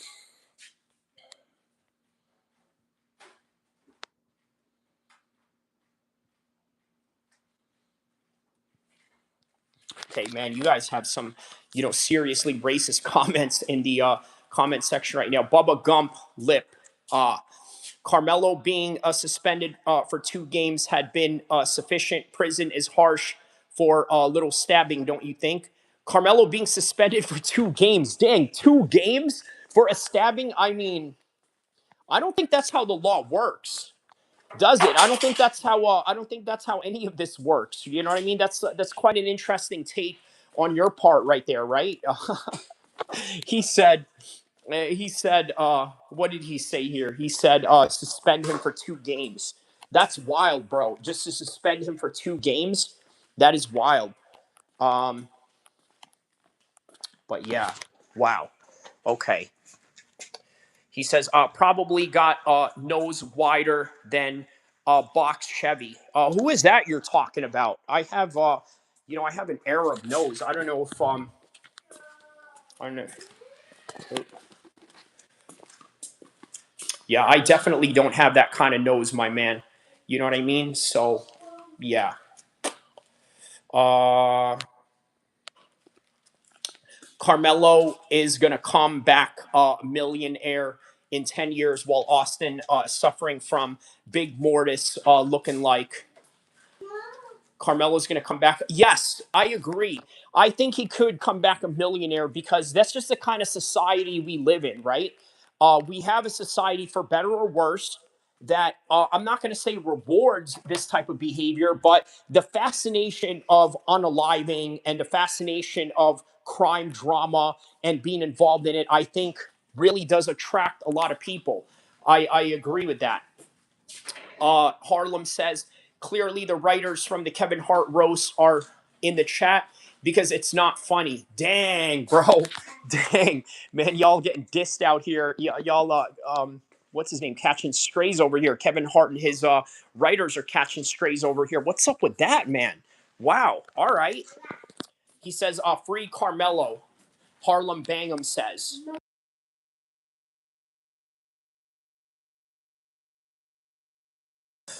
Look, my stance on it is I'm not the type of guy that likes to see people go to prison. I'm just not. And I know that doesn't sound appealing to a lot of people. That doesn't sound very civil, but I don't come from a civil world, and that's all right. All right. But if you guys, you guys have a sentiment that you want to put people in prison or this and that, listen, that's your God given right as a civilian. But for me, I don't believe in putting my enemies to prison, even if they killed one of my own. Let me tell you why. If they're in prison, it's going to be harder for me to go get back at them. Okay? Out here, you can do whatever you want. Okay? But that's the world that we live in, guys. And even your own president, Mr. Number 47, Donald Trump, operates in the same way. He just happened to have had white privilege to get him into the world of casino owning, real estate property owning, and eventually getting into television and the presidency. So he killed someone. What the F? Then you go to jail too. Dylan, you're telling me to go to jail? Explain that comment to me, my man. I'm only stating an opinion here. He says, don't drop the soap, Carmelo. Dang, bro, you guys are going hard at Carmelo right now. Hold on just a second, guys.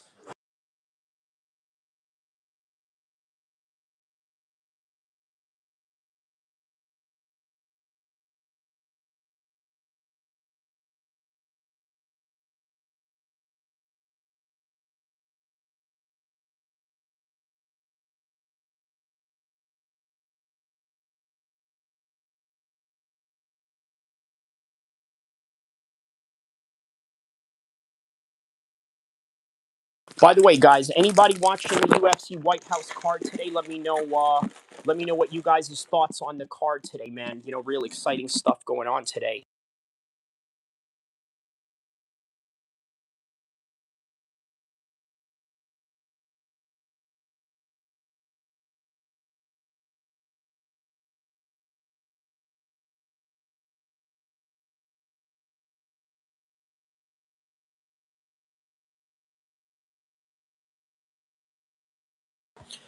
Credit score says Carmelo didn't kill him. He liberated Austin to the afterlife.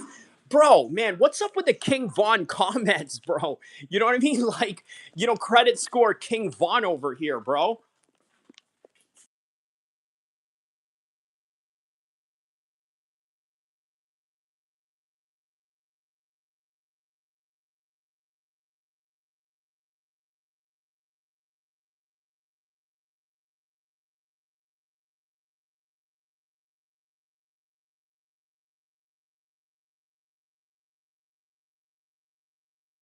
All right, let us continue. He says, Harlem, you soft as hell. Okay, so we got some fights going on in the chat right now, man.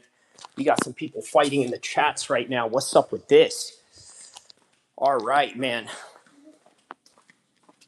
He says, nah, Fulio. Okay, you're Fulio. Yes, yo, Fulio is, bro, man. That dude was absolutely one of the most evil rappers ever, right? Fulio. But I get it, bro, because you know what, man?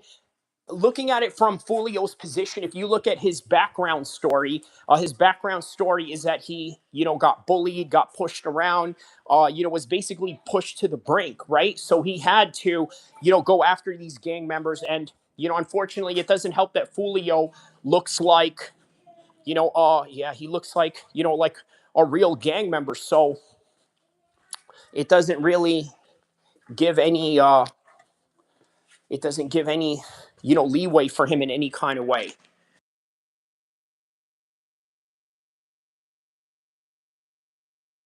Harlem says, play when I see Fulio in honor of the dead white boy. Dang, bro. Dang, bro, man. We got some, listen, I tell you what, look, all the black supremacists that are on this page right now, I'm going to be honest with you, right? I don't necessarily agree with everything that you say, right? Especially going this hard, like to the grave, pissing on graves type of things. I don't necessarily agree with that, but I must say, you guys are probably needed, okay, to kind of counterbalance this whole entire narrative that, oh, he's a criminal or this and that. Like, just the extreme outrage that people display over this is insane to me. Like, I understand there was a life that was taken, and that should not be taken for granted by any stretch of the imagination, right? No one should take that for granted. However, right, just the way that people are going hard for this is, it's insane to me, guys. I'm not going to lie. It's a little bit insane for me, how hard people go at this on both sides. On both sides is, rather surprising to me. I'm not going to lie. It's rather surprising. Watermelon felon. Callie says, if the IQ is low enough, anything is possible. Dr. Scuffle says, justifying murder, nice. Who's justifying murder? See, this is the thing that a lot of you guys like to do, right? You talk about, oh, yeah, you're justifying murder, you're a murderer, sympathizer, or this and that. How? In what world? In what world? Like, you got to explain that, man. In what world do you explain that somebody is, a sympathizer to a murderer? I mean, really? Drunk to Cruz says, our interview, they jump on the most wild racist statement from someone who is obviously not racist. A racist does not extend an olive branch to your sons that kill his son. Uh, I agree. I agree with that. But you also have to understand, right? One clip can ruin your career. Okay. He didn't say that to be genuine, right? It was very disingenuous of Jeff Metcalf to say that. I'm sorry to say, guys, it really was. It's disingenuous. He didn't mean any good faith out of it, and that's just the unfortunate reality of it.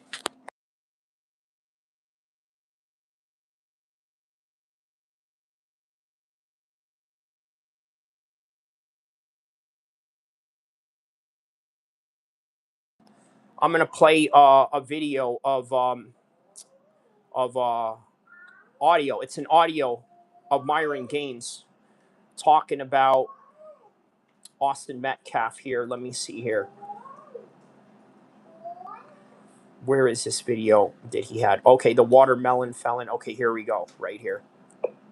I got a new name for Mellow. How about Watermelon Felon? How's that one strike yet? This is the most valid crash I've ever seen on people in my life, bro. His son got stabbed. He forgave the killer. He tried to make peace with the family, and he's spit in his face. Very valid crash out. 99% of fathers would never do this shit. I don't believe it's a valid crash out. I mean, Myron Gaines can have that opinion. I don't necessarily hold that opinion.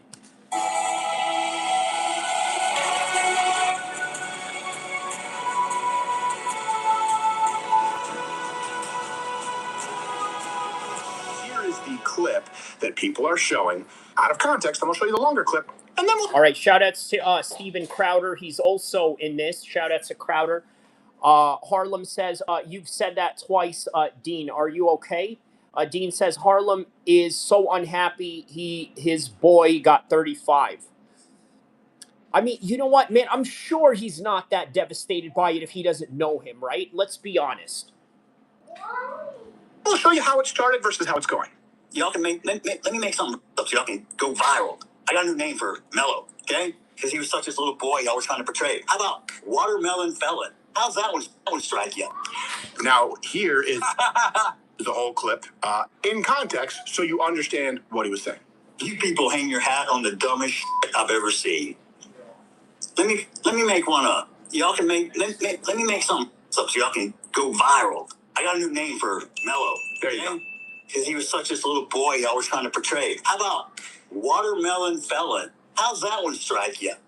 I hope he enjoyed his first night in SL last night. Because he's going to have many nights to think about what the he did. Now, that comes from a 3-hour video that he's answering questions. He said, I hope that he is thinking about what he did. He's got plenty of time. And you know what? He's right in a way, right? He's the one with all the time in his hands. And by the way, it's not a guarantee that Karmelo is going to stay there forever. But I tell you what is forever is that Austin Metcalf is in the afterlife right now. Questions and specifically addressing Karmelo Anthony's parents. Mm-hmm. He said he leaned on. He said, and depending on Allah's permission, perhaps living a good life in in heaven, perhaps. Who knows? Oh, since you want to make it about, let me make one that'll go viral. He was making a point. You can disagree with the way he made the point. I don't. He's trying to say no matter what curse, everything else will be ignored except for this one phrase that shouldn't matter. Let me give it to you. And then sure enough, that's all that's clipped. That's all that was clipped. Because people go, there you go. He was a rapist all along. Well, you're going to call him rapist. We've said this before. Like you say, he's fine. I guess I'm going to own it. If I'm going to have the moniker, you're just going to say it, then fine. I don't even care at this point. Also, it turns out, to be fair, full disclosure, he's a major shareholder in Wicked Cool Toys, and they are about to launch their new line of Watermelon Patch Kids.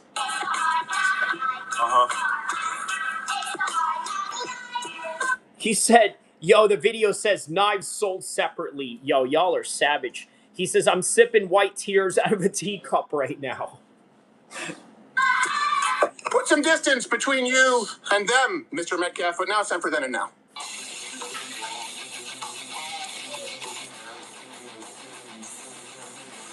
So they want you to think Austin was raised by a man who says watermelon felons. Oh my God, therefore they must have been bullying Karmelo Anthony. Now keep in mind, it was a very short deliberation by not an all-white jury, despite what you have been told. Right.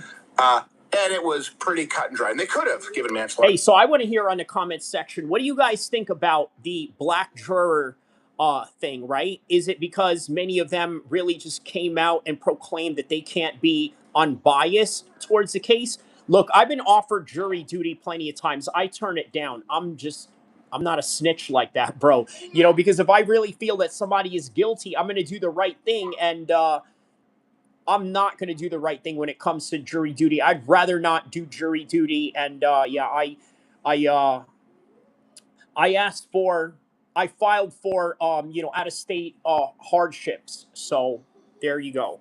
He says it's the same script, different year for white America. And they didn't because of the evidence that was presented. So there's just no way to argue it at this point, but they're grasping at straws. And let's go back to then. And we actually were critical of Mr. Metcalf because we thought we said he's about to be blindsided. Yeah. Because he wanted to be colorblind and he really thought that he could have a conversation with the professional race baiters. This is then.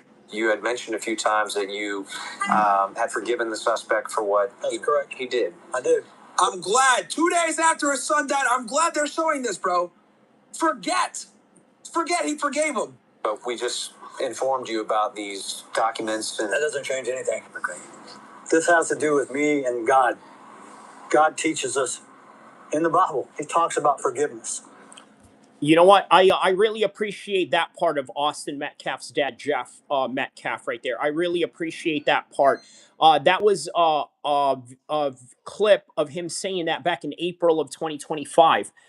Mr. Frost says, how is watermelon felon a slur against black people? It has no history. I tell you what, man, it's not, I don't deem it offensive, right? I don't know. I can't tell another black person how to feel about it.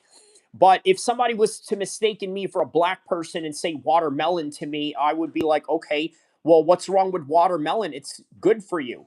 You know, what's wrong with fried chicken? Chicken is great for you. Maybe not the fried part, but chicken overall is good for you. Chicken and watermelon is good for you regardless. He also talks about revenge, not for peak. God will take care of it. Karma, I believe in it. It's very unfortunate that this other child decided to make a bad choice that's going to affect him for the rest of his life. I have compassion for every human being. This is not, I want to make this very clear.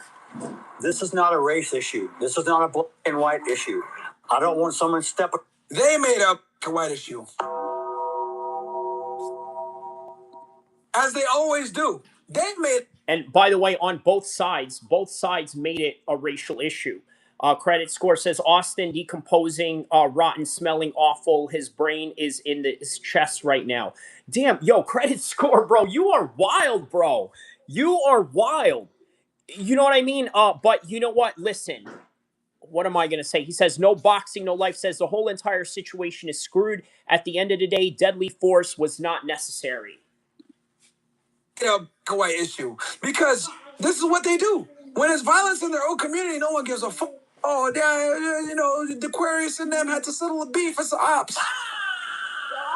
But when it's a white person involved, now it's a big race issue. So they can claim victimhood. They can cry about reparations again. They can cry about reparations. They can cry about systemic racism, police brutality, all the that they always cry about. The United States has the most millionaires anywhere else in the world, and these still find a way to cry. Put up on a soapbox trying to politicize this. I don't appreciate some of the remarks I've seen online. Okay, hold up. Is that true what Myron said, that America has the most billionaires? Is that true? They have the most the most black millionaires in the world. If that's true, then I don't know, man. I mean, that doesn't. Okay, even if that's true, there's a lot of black people that live in destitution. Okay, so even if that's true, what does that tell you, right? That kind of also tells you that maybe some black folks don't like to help other black folks, perhaps. He says, I'm about to start merching it on Metcalf. So you're going to, oh man, dude, hopefully Austin's dad doesn't come after you with lawsuits. I could see that happening, so you got to be careful with that. Airborne says, Floyd, what is that in context to? Alex Garcia says, Karmelo should have gotten life in prison. I mean, look, the reason why they probably didn't give him life in prison is because he's a 17-year-old kid. And as a 17-year-old kid, I think that's, I think they kind of saw redeemable qualities in that. Like, they just thought, okay, you know what, 35 years is enough. We'll just go with that. So that people say there was this fight and they don't know. They weren't there. No boxing, no life says, I think the court and the jury got it right. The sentence was appropriate. Karmelo was practically a kid still when he committed the crime. I believe in accountability and reform. Okay, so that's a very good take on no boxing, no life, right? That's a very good take. He agrees with the verdict. He agrees with the verdict. He agrees with the sentencing as well, and he gives a fair and reasonable reason as to why under the court of law, right? So shout out to no boxing, no life on that one. Whereas some of you are just spewing a whole bunch of insane stipulations and punishments that probably don't hold up to reality. I know the truth. That's how it started. By the way, I realize who he looks like. It's Klompus from Seinfeld. He's a dead ringer. We all know your son can't afford a Cadillac. Have you seen Jerry's act? We've seen Jerry's act. He does. He looks like Klompus. But so when people now point, and you'll see, I mean, Lars, those activists, not all, just 70-something%. They will point to the watermelon felon thing and say, see, he held those beliefs all along. That was him faking it. Okay, let's assume that's true. I don't believe it, but let's assume it's true for the sake of argument. How about we apply the same standard to you, considering all the that you, specifically the family, have said and done throughout this trial to reveal who you truly are, which is also why I think this guy is fed up.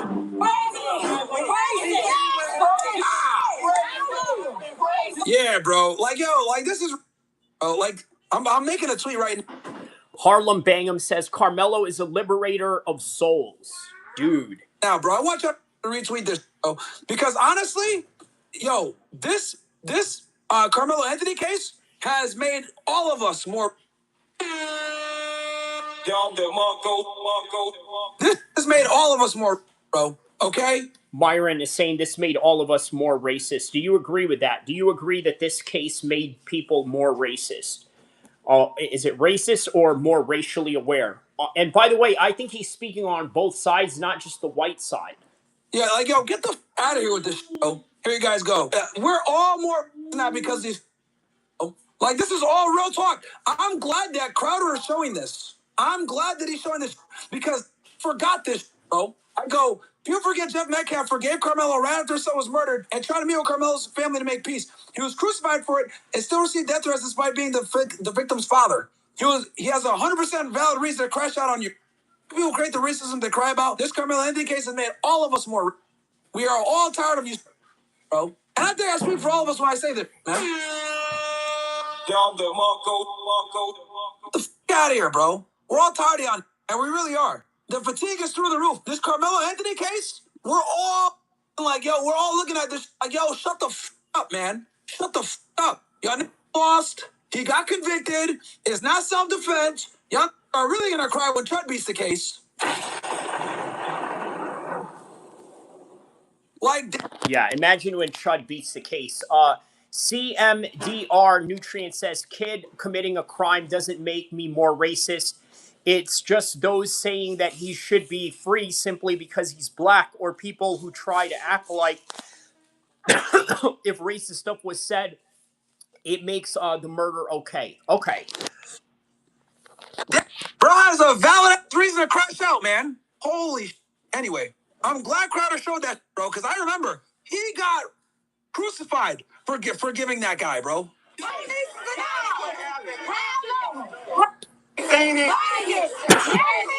Accountability. Number one was an all-white jury. It wasn't an all-white jury. Yeah, and that's true. Yeah, also, it wasn't an all-white jury. There were Asians on there, too, Nick. Not that that's much better, because Asians really don't like blacks. Bye! Hey, yo, that is what Asians do when black people walk up in their store. He says, hurry up and buy. Hurry up and buy. Like, really pushy about it, right? Like, they really want to get you up out of there because they're feeling this sense of urgency that you're somehow going to be violent towards them. Alex Garcia says, hey, do you believe the murderer should deserve parole? Because I believe he should have to serve all 35 years. You know what? I don't think so, but I think he will be free at some point. That's what I think. I think there's a good chance that he'll be free. That's just my take on that. Everyone actually lied on the stand. You guys probably wondering, Mara, why are you so vocal about this? You guys want to know why? I'm the legendary Super Saiyan, nigga, okay? I'm the only one that can do it. Let's be honest. White people are going to get ridiculed and crucified for it. There's a reason we'll never do it. They've always used blacks as their biological weapons. Indians are too scared. No one understands Asians. You know what I mean? I'm the only one that can do it, bro. I'm sorry. I'm the only real thing that can do it, okay? I'm the legendary... Yo, did Myron just say, oh, because Asians can't be understood? Yo, that is wild, bro. He says, damn, Dean, you're a scam perv. What did Dean do? Aviation logistics. Crayon eater. Mustafa says he should be doing life, not 35. Bro brought a knife to a high school track meet and did not leave when he could have. Y'all do know this is a genuine empathy, does not help the community whatsoever. Okay. Super Saiyan that comes around every 10,000 years. Okay? See, here's the difference. These, right? They're lower tier Saiyans. They got the tail around their waist and shit. If there's a moon, they immediately trip out. Ah! You know what I mean? All right? I'm Vegeta. I'm the Prince of all Saiyans. I choose when I want to become a Super Saiyan. These trip out. They can't control themselves. Hey, I'm with Myron too. I'm a Super Saiyan NIGA as well if I need to be. Yeah, I second that to Myron. I can control the rage. Okay? I can control the rage. Even though there's times when I want to crash out and act like I could control my Super Saiyanness. These can't. So since I'm the Prince of all Saiyans, all right, only I can do the job. We all have fatigue. I have exhaustion. So there's only one person that can defeat this problem. It's gonna be me. Okay? I'm gonna have to fight the fire with fire. I'm gonna have to call them. I'm gonna have to put the clan hood every now and then, remind that they're. I'm gonna have to offend them to another level. Okay? So there's only one man that can do this. It is me. Okay? And here's the thing: we're gonna take our country back from these without any violence. We're gonna do it with our voice, our representation, and by simply making fun of them. Okay? Because when it comes to black people, they're not as funny as you think. I know all their weak points. Okay? Hennessy, fat white women, drugs, welfare, Kool-Aid, Roscoe's Chicken and Waffles, weave. Okay? Switchblades at a barbershop. I know. No Boxing, No Life says the legal question for the jury was whether Karmelo was guilty of unaliving, whether that was self-defense claim was valid, had nothing to do with race. I agree. Look, I absolutely agree with that sentiment, No Boxing, No Life. I truly believe that many people are making this about race because, quite frankly, it's lucrative. And not only that, it fits a lot of their political agendas on both sides. Okay, both sides. We need to understand that it's on both sides. It just seems like, the white side doesn't want to act like, there's another side to this. They just want to see it as their side and law and order, and that's it. But you know what? Even people that practice law, they will tell you that law and order and ethics of law, are not always as simple as you think. There's a lot of nuances that are involved in that. And that's also why judges also give a lot of leeway on certain cases, right? Why certain people get let go. And even to the detriment of, to my own disliking, this is also the reason why they release child molesters early out of prison, which is, just a goddamn shame, really. No other weak points. See, you didn't even know that one, did you? Yeah, people can't. They can't save with a switchblade. They break out. Yeah, there you go. You only know that one if you go to a black barbershop, Nick. All my barbers in the chat know exactly what I'm talking about. I don't know if we got any barbers in the chat, but we all know you can't cut dudes with a blade. They break out immediately. Okay? See, P-Dub says, yep, I'm a barber. Yep. Can't cut those with the blade, bro. So, real talk, man. There's only one that can do the job. Because I can go all the way. Everyone, but us. All of the witnesses' statements were inconsistent. All of them. I could have sworn all of them were like, yeah, Austin did come up to him and confront him, but we told him 15 times to leave. He don't want to leave. He said, touch me, see what happens. He was reaching in the backpack the whole time. When Austin went to go put his hand on him, in one swift motion, he pulled out the knife and stabbed him, which, by the way, for him to do that means that the knife was ready to go the whole time he had in his hand. For him to do it all in one swift motion and stab him as deeply as he did, that means he had to have a firm grip on the knife and plunge it into him. I guess they were all lying? All those witnesses? Okay. To lose all that, these are experts. If you look at it, it was already done. There was no innocent until proven guilty. He was already guilty.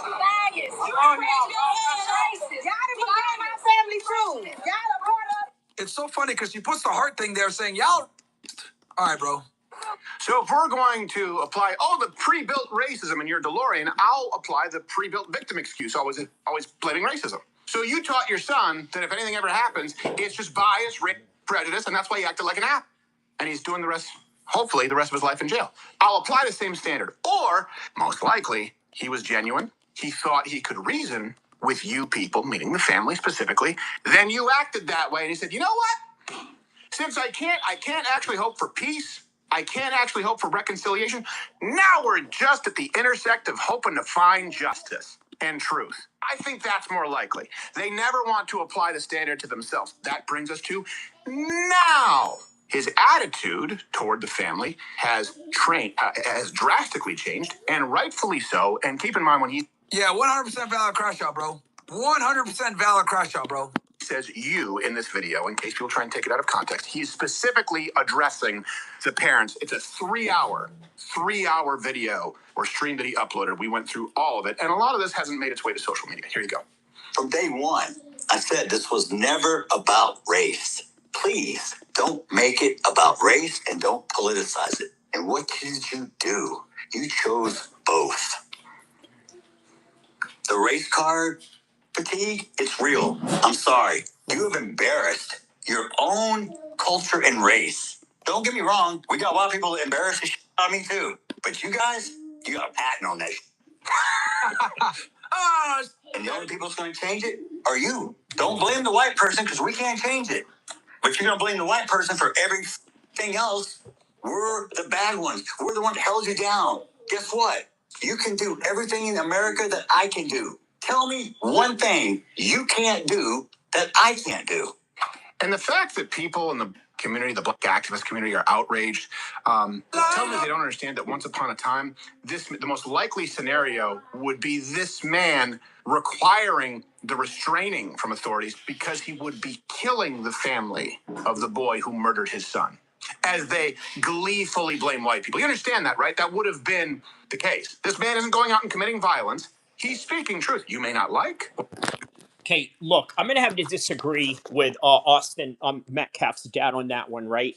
I don't agree with the notion that everyone can do the same things here in America. I just don't. I believe in the reality of generational wealth. I believe in the reality of people getting not handouts, but help. Okay?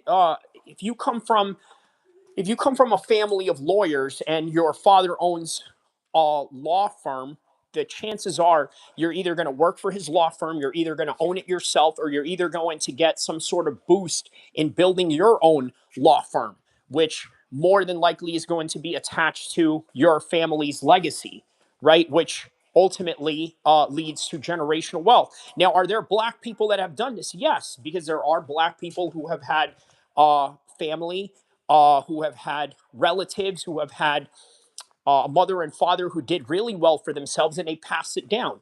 However, look, I got to be honest with you guys, as an Arab guy in America who lives a pretty decent life, right? I'm not the most richest guy in the world, but I'm definitely not the poorest guy either, right? And being in that position, I would say that that is just indicative of being lucky, being around the right people, and also being born into the right family. I really detest the idea that, okay, you know what, you can do the same things that I can do. Why is it that the majority of people in America who own farms are white? Think about it. Their whole entire family owned that farm since the days of the Civil War. Okay, that type of thing. Okay, that's the type of thing that you got going on here. So, yeah, this idea of like, oh, yeah, you can do it, pull yourself up your bootstraps, type of talk is, it's nonsense to me, honestly. Mustafa says, "Can you give an example of what I, as a black man, can't do today that you could?" That generational wealth argument is dumb because black people, as a whole, don't culturally prioritize that. You're right. You're right. They don't prioritize that, but at the same time, they also don't get help either. Right. So it's a combination of things, right? Remember, look, the nuances of the world and the most intelligent people of the world understand that two things can be true at the same time. It is true that there are minorities out there that are, quite frankly, extremely lazy, that don't want to do anything. That's a fact. But then there are people out there who just need a little bit of help and can't get help. And that is the reason why they are where they're at. This is just a reality of the world. Dean says, I check Gaethje would bear pull out of the door. Gaethje did not pull out. Okay. Jeff is racist. He has proven it. FBA lineage. Hey, shout out to FBA lineage. I'm assuming you are foundational Black American, I believe is the term for it, right? Shout out to my FBAs. Of course, shout out to my Africans. I would be considered a tether, right? Because I'm a North African Arab, but I'm also entrenched with a Black culture and whatnot. So yeah, I would be considered a tether in your eyes. But you know, shout out to the FBAs anyway, man. Much love. Callahan 86 says Civil War. What the actual drunkenness are you saying? Huh? Okay, interesting. What he's saying. You may even disagree with it. It is observably true. And he did this in a 3-hour interview with, by the way, Sarah Fields. Context. Here he is also calling out Karmelo Anthony's parents for failing him in life. The Anthonys go, he actually names how they've failed young men. Drew Anthony, Kayla, you're cowards. You wouldn't even show up for your son's sentencing. Yeah, that was crazy, by the way, that they didn't do that. Or victim statement impact. You abandoned your kid. You left him there. I guess he's no more. Wow. Okay, so I did not know that. I did not know that Carmelo's parents did not show up. Now, what is the reason behind that? Right? What is the reason for not showing up in his sentencing? Mustafa says that people, most of our races besides Asian, though, and again, that's because of culture. The American Black community has made enough in so many industries that if we prioritized and changed values, okay. More used to you because you can't get any more GoFundMe money or GoSendGo money. That's another thing too. Also, just so you guys know, they had Whoa, look at his wild statement right here by Dean. He says, bro, credit score is 312. He got repos and owes the government money back in food stamps. Dang, bro. We could have changed things a generation ago. Teddy Calf says the parents had higher priorities supposedly. Yeah, man, that's crazy work, man. Not showing up for your son's arraignment, or I'm sorry, not arraignment, sentencing is crazy. On the table, they could have taken manslaughter, bro. They could have taken manslaughter, but taking manslaughter, okay? No one wants to talk about that. They could have taken manslaughter, which would have gotten somewhere between 2 to 10 years easily. But that GoFundMe money would have dried up. Bumbleclad are grifters. You should be ashamed of yourself. Whoa, okay, so that is a crazy revelation that Myron Gaines just made right there, right? So he said that they could have taken the manslaughter charges. By the way, F you to the guy earlier in the stream that was talking about how, oh, you're low IQ for saying that it's manslaughter. Well, here it is, right? Former Homeland Security agent Myron Gaines, Fawad Awad, is telling you that they could have had manslaughter, but they didn't go for it because it would have dried up their GoFundMe situation, which is crazy work. But yeah. Calhan 86 says, my family came here post-Civil War. Our property was earned. You assume ignorance. Don't project it on all white people. There weren't millions of slave owners, not even millions of slaves. Okay, so here's what Cal says, right? My family came here post-Civil War. So there you go. You came here during post-Civil War. That's still within an era that was very pivotal in the making of American culture, right? In the making of American infrastructure, right? Like your family didn't come here in the 1920s like the Irish or the Italians or anything like that. They came here at a time where America was still developing their infrastructure, right? You know, very early into their into their existence. So I don't know, man. You know, I mean, yeah. Mustafa says perfect example. Instead of using the almost $500,000 for the case and everything, they got public defenders and upgraded their lifestyle. That's actually false, Mustafa. Right? That is a false narrative. And I looked it up. They didn't have a public defender. I mentioned this earlier. They got a private lawyer. Okay, and maybe they were given a lawyer from that firm that was a little bit inexperienced, but yeah, they definitely did not get a public defender. That's false.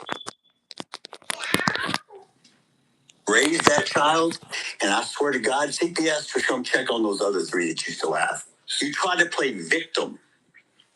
The real victim is the one who died, not the one who shoved a knife in his chest. I come to pray with you and show the world we can close the gap of this He did try, bro. Bro, this is a valid crash out, bro.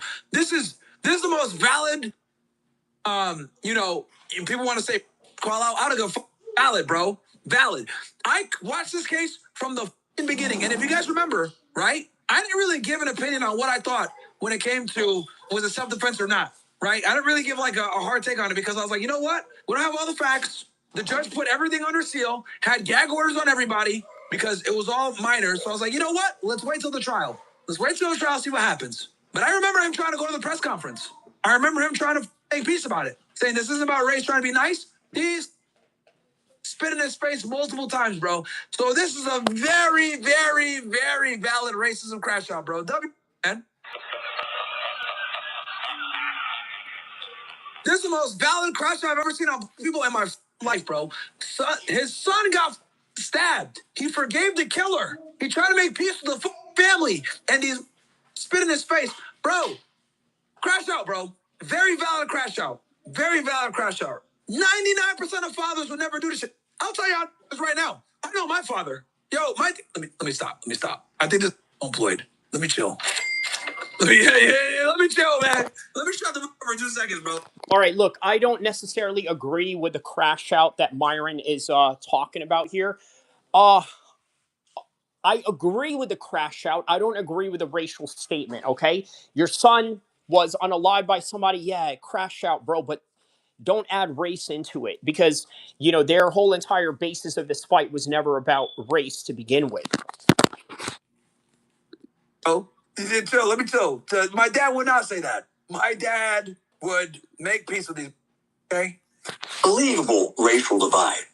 And what you do is widen the gap even further. Yep. You hire a convicted, baby-shaking felon who's only in it for the money. Facts. Here's who he's talking about, by the way. I was making fun of this from before. I told y'all. I was roasting this nigga from the beginning, bro. This nigga right here. Hey, the father of killed teenage 1800 Pennsylvania. This stupid ass nigga, bro. This is this is one of these guys that this is the type of nigga, right? To learn a new word and use it in every single sentence to try to sound smart when he's really okay. This right here is a multi-time felon, bro. That was disrespectful, friends. The president of the Next Generation Action Network conference by Karmelo. The father of killed teenager Austin Metcalf showed up to a press conference by Karmelo Anthony's family. After police talked to the father, he left. And the press conference, he tried to make peace with them, bro. He went to the press conference to try to make peace with them. And what did he do? The victim's father. Oh, got the police out of there. By the president of the Next Generation Action Network started like this. What we seen at the beginning of this press conference, of the father being at this press conference, these are my words. Don't quote anybody. Is a disrespect to the dignity of his son. What? Like how? He's trying to make peace with the parents of the person that killed his son. Are you serious? And all I'm going to say, so it don't be slick, is that was disrespectful and just shows you all the character who is not invited.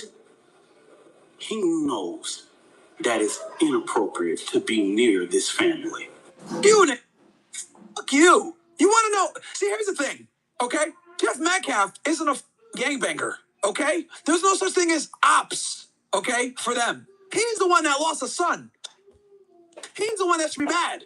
He's the one trying to extend the olive branch and not make it about race.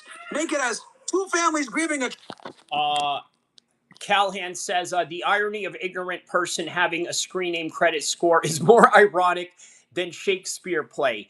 You don't even comprehend statistics. Don't pretend you understand numbers, you silly animal. Dang, bro. Dang. All right. Tragedy. You made it about race. Because you're still on some streets. That's disrespectful to show up here. What the fuck? That is an enormous act of selflessness, forgiveness, and piety. You're too to realize that, though, because you're a street. And this is why you can't have street around. He's a street. This guy's a multi-time convicted felon, arrested multiple times. He's using street politics. He can't even fathom. He cannot even fathom the father of a slain individual showing up to bridge the gap.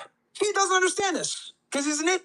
The Sioux ain't fooling nobody, okay? The full Windsor ain't fooling nobody. You're a okay? He should be the one that's off, but he's not. But as usual, people finding it's actually incredible how people are able to find a way to be a victim in every situation. It's actually incredible, okay? This is not even a lawyer. He was like their publicist. And I mean, you would think, like, this just goes to show how people are. Yo, you have a nationally recognized criminal case. Why do you have it as a criminal rap sheet as your public facing it like representative? Are you this could barely speak properly. He's a street clearly. Like, you don't think people are gonna look into his name and find out he got arrested a bunch of times? Incredible.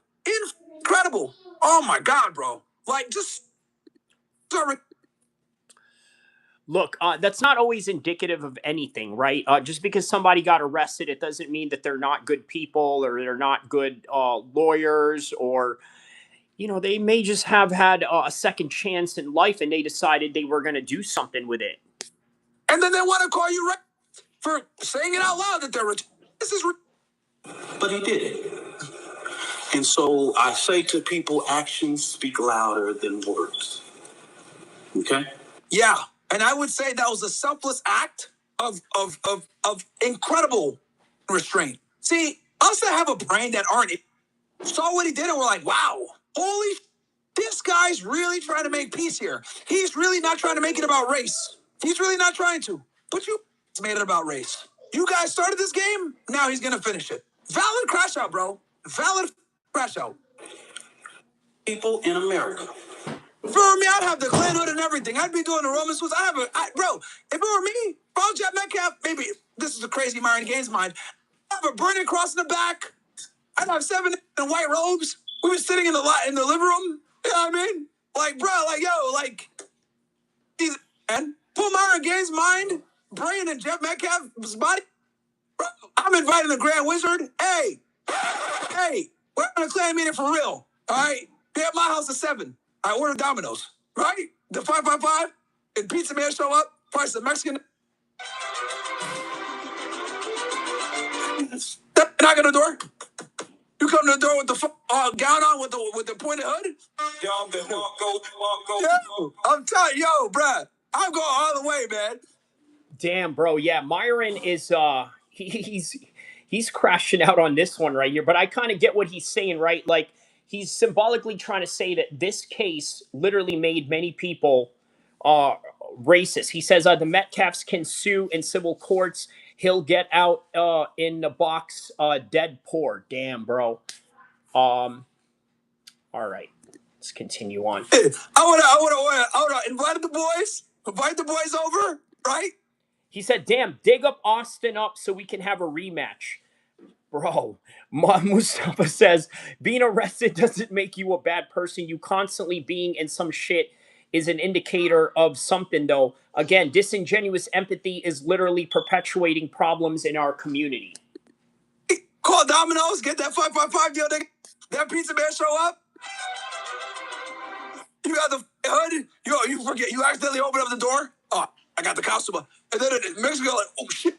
Now you feel bad because he's scared. He thinks he's going to get attacked. You take the box and you take the 3 pizzas. You take the 5 pizzas. Still with your hood on it. You get that a 20. Thanks, Jorge. My name is Juan. You close the door on him. You just assume. Thanks, Jorge. My name is Juan. Close the door on that. Go back inside with the boys. Got the 5 boxes of pizza. Yeah. They get excited, right? They get excited. You know, you take the hood off for a second. You put the bib on. You don't want to get that immaculate, robe dirty. Put the bib on. Eat a couple slices. All right, ready? Yeah. Okay, let's go. You can set the camera up, right? You got 3 angles. You hired a video producer for this shit. Some random white guy that majored in video in New York City. He's just there with a ponytail. Oh, I don't know what I'm doing, but this sounds cool. All right, you guys ready? Camera comes on. All right, line her up. So it takes the match. Come on, man, hurry up, bro. Hurry up, it gets on. Eventually gets the cross on fire, and then you another, hey, get in the shot, get in the shot. They all stand there together. All right, get behind me, get behind me. You tell them to stand there, there's like they're this with their hoods on and shit, right? It's like a prison pit kind of. And then Jeff Metcalf is there, and he has like his little script ready to go. All right, I'm trying to be nice about this. Trying to meet with you, blacks. He's struggling to read the fucking thing because he didn't realize that the eye holes are big or they're not big enough to lift it a bit. I'm trying.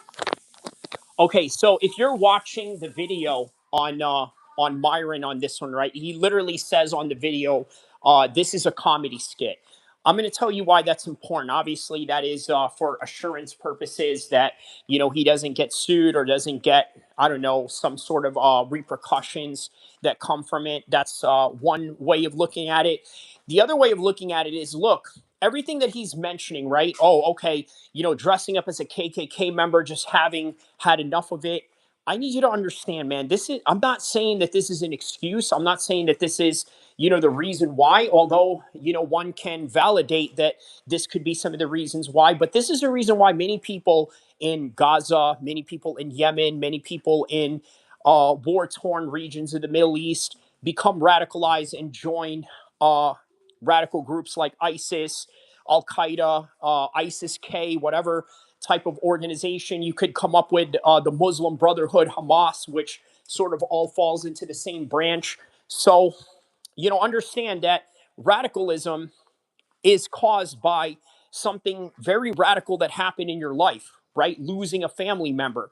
So, yeah, man, I know that's not a hot take for a lot of people to take, but Jeff Metcalf is like that Palestinian father who lost his kid in a bombing raid by the Israelis. So, credit score says, "Oh my God, this is why is Austin dead?" No, Mustafa says, "Bro, I'm black, and this shit made me want to put on a hood, laughing my ass off." Damn, bro. Okay, I mean, damn. I didn't know people really felt that way. Gotta be nice with it. And you didn't take my advice. So now Carmelo's in jail. Struggles to read it some more. Oh, throws it away. Just goes off the riff. Just starts cooking them. That's what he should have done. 555 deal with Domino's. Barney crossing the back. Hire some video with a ponytail from New York somewhere. And it would have been a fantastic production. Okay? As you guys can tell, I might have planned this myself once or twice. Anyway, let's get back to the video real quick. While the current occupant sits at 1,600 people. I think I might have just exposed myself, bro. I don't know. That video, I gave a lot of details there. I never planned this, okay? Hey, I never planned any of that, all right? I never planned any of that before. The 555 deal, I don't even know if Domino's does that anymore, okay? I don't even know if they do it anymore. It's not like I was trying to plan a pizza party with some in hoods, okay? It's not like I was planning this before, all right? Don't take everything seriously here on the internet chat, okay? Don't. What's that? Thank you for the 5 gifted. Does Domino's still do the 555 though? All jokes aside, asking for a friend. Do they still do the 555? Nah. Okay. See, it's just all comedy. I told y'all, man. That's not like I planned this. So I'm like, come on, man. 555 doesn't even exist anymore. Okay. All right. Forget the details of that story. Pennsylvania. People in America don't have to pull the race card. It's what we live as a reality every day. It's what we have to teach our children. We don't want to, but we have to. We don't like to, but if we want to sleep at night, we got to. I ain't pulling no race card. I live it. I'm reminded all the time that I'm a man in America. Because these bigots try to prevent us from standing up for our baby, our boy, he should be afforded the same rights that Kyle Rittenhouse had, Daniel Penna. Oh, here we go. The the Kyle Rittenhouse and the Daniel Penny case. I will agree that the Daniel Penny case was a little bit excessive, okay? And I know a lot of people are like crediting Daniel Penny. Oh, he's a Marine. He's doing what Marines do. No, you know what he is? He's a Marine who has very limited grappling experience and has no idea that choking someone like that could absolutely put you to death, man. I don't think he had any understanding of that. I don't think he had any, like, idea or realization of the deadly consequences from his actions. And, you know, just because I think that Daniel Penny, killed that man, it doesn't mean that I want him to go to prison. Remember, guys, I'm not one of these guys that likes to see other people go to prison. F that, bro. I don't want to see Karmelo Anthony go to prison. I don't want to see Chud the Builder go to prison. I don't want to see uh, Kyle Rittenhouse go to prison. I don't want to see anybody go to prison. I don't come from that culture. I mean, if you guys want to come from that culture, that's your God-given right as a civilian. But in these streets, homie, I ain't no civilian, homie. I ain't no civilian, cuz. You know what I'm saying? Press him on lines and all that, real West Coast stuff. So that's what it is, bro. I just don't like to see anybody go to prison, and I'm very consistent with that, whether it's Daniel Penny, whether it's Chud the Builder, or Carmelo Anthony, or anybody else, right? Because look, you really got an issue with somebody, man, go handle it. I know that most people who come from a white suburban world are not going to see it that way. That's fine. That's at your own accord. If that's how you want to see the world, I see the world in a completely different way. Sorry, but not sorry. And all of the people who have claimed whatever their defense was, he should be afforded the same right. Nobody in the public media has one video camera, but we got the video of Kyle Rittenhouse with an AK-47 shooting 3 people in the back.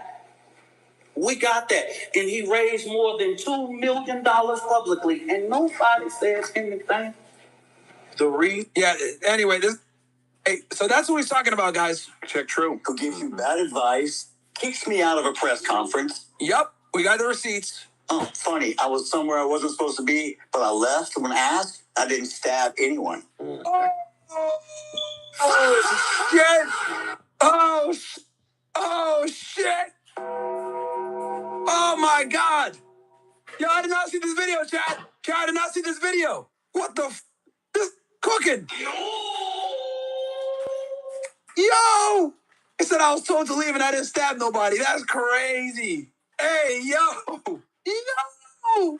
Check true. And then he proceeded to gaslight me. Back in America. We need it, bro. We need it. Yo, I'm sorry. We need it, bro. We need it. We need it, dude. We need it. These are out of control, okay? These are out of control, bro. It's just getting out of control, all right? This shit's nuts. See, all the smart, no, it's not all, but it's lots of them. It's lots of them. It's actually too many of them that are, we gotta fix this.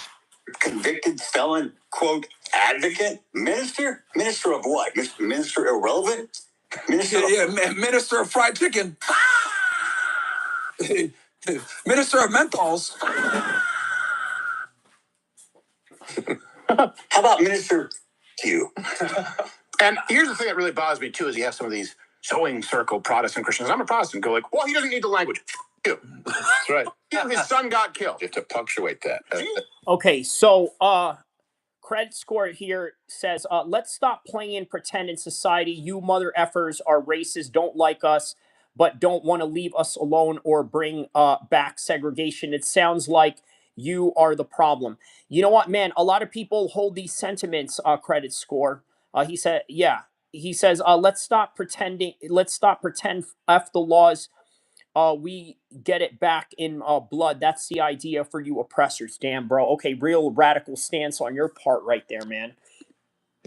Yeah, facts. Necessary sometimes. Bro's dead. Bro's son is dead. Valid crash out, bro. You realize if someone killed my son, my daughter in Colba, I'm just letting you know, I would be a supernova of hate. No one would be able to get close to me. I would have signed up for the Klan day of. Bro, if I was Metcalf's dad and I'd sign up for the Klan right then and there, bro. Like, what the Well, assuming I wasn't a member already, and like, again, all this is hypothetical, right? Of course. But yeah, nigga, like if I was, right, and that happened to me, I'd be in the Klan, all right? I mean, I would have had a cross-burning pizza party day of. Does Papa John's have like a deal like that? Do they have like asking for a friend, of course. Does Papa John's have like some kind of deal where you can get multiple pizzas at once at a discounted rate? Asking for a friend, Asking for a friend, bruh. All right. Just curious. No, not KFC. Dude, what do you think this is? What, you think we're African American? What do you think this is? Pizza Hut does? Pizza Hut, bro. I ain't gonna lie, bro. Pizza Hut's for bro. Let's just keep it 1,000. Come on, man. Pizza Hut is the poverty tier of pizza. Come on, bro. What the fuck? I said Pizza Hut. Do those things even exist? Does Pizza Hut even exist anymore? You know why they call it Pizza Hut, right? Huts. Who has huts? African. AK Pizza Hut. African tier pizza. AK trash. Oh, Little Caesar's bad too, actually. All right. Correction. Sorry, I forgot about Little Caesars. Sorry, my bad. My bad. Little Caesars is the lowest. That is definitely for blacks. And then a step above that is Pizza Hut. My bad, dog. Yeah, Little Caesars is 1,000% right. Bomba. Yeah. Yeah, Little Caesars, like, has bulletproof glass, bro. You ever ate a Little Caesars before? Oh, no, you can't. You want to know why? Because you can't eat inside. That's the takeout only, bruh. Little Caesars is literally takeout only. That is the Spirit Airlines of pizza, okay? That is the frontier of pizza right there. Someone says 7-Eleven pizzas? Yeah, nigga. Like, if you're eating 7-Eleven pizzas, you're cooked. I don't even consider that pizza, all right? That's cheese and sauce, basically. That's the bread. An atmosphere of anger and hate and internalized and potentially externalized, if not by the grace of God, and I mean that, violence. Intense violence. He used a bad. You think the Crusaders ever said something naughty? His son was murdered. This is why we lose. You said a bad. His son was killed. And anyone says, well, I agree, but I'll give. Yeah, you can't reason with these. Oh, you really can't. That's why, like I said, when I came into that thing, I was like, I'm tired. I'm ready to cook, bro. There's no reasoning with. All right. There's no reason. Come in, let me be nice. Let's see what they got to say. Add that clip, say some. All right, nigga, now I'm about to bake you. Now I got to bake you. All right, you want to be you want a clip for him? Okay. You want a clip for him? Congratulations. You want a clip for him? You just met the farmer, Nick. Look, I'm going to be honest with you guys, right? I don't think it's the smartest choice for Austin Metcalf's dad to spew that type of crash out, right? Talking about watermelon, felon, and this and that. It's not a good look. It's not a good look at all, okay? Like, okay, take for example, I've had plenty of fights with black dudes. Plenty of fights. I've been in fights against black dudes. And guess what? Primarily because I was defending one of my black homies. You dig? You understand? Like, that's the primary reason why I get into it with a lot of black folks. How does it look to the same black homies that I'm defending when I use a racial slur to go at another black person? You see what I'm saying? Like, I never in my life, because I mean, I just don't view the world like that. I think people love to view the world as race. They love to view the world in generalized terms because it's very simple. It's very easy to kind of, judge the world in that particular pattern. People like predictability, okay? So, for example, if you're a black person with, let's say, good articulation, right? It's just very common for people to say, well, you know what, you have very good articulation, this, that, and the other, yada, yada. Um, because they don't expect you to have good articulation like Obama or Carlton Banks. Credit score here said, what did credit score here says? I actually feel sorry for you, my guy. You people can't be around kids for a reason. DHS is around the clock. Someone got to protect the kids. Leave them alone. Mustafa says, it's okay, bro. I'd be mad too if I was part of the reason deodorant is behind glass cases at the Family Dollar Trove. Well, yeah. I mean, that is... there is a high theft, right? I mean, there is, the aspect of, shoplifting, and who often does the shoplifting. I mean, that's just, I see what you're saying. Yeah. All right.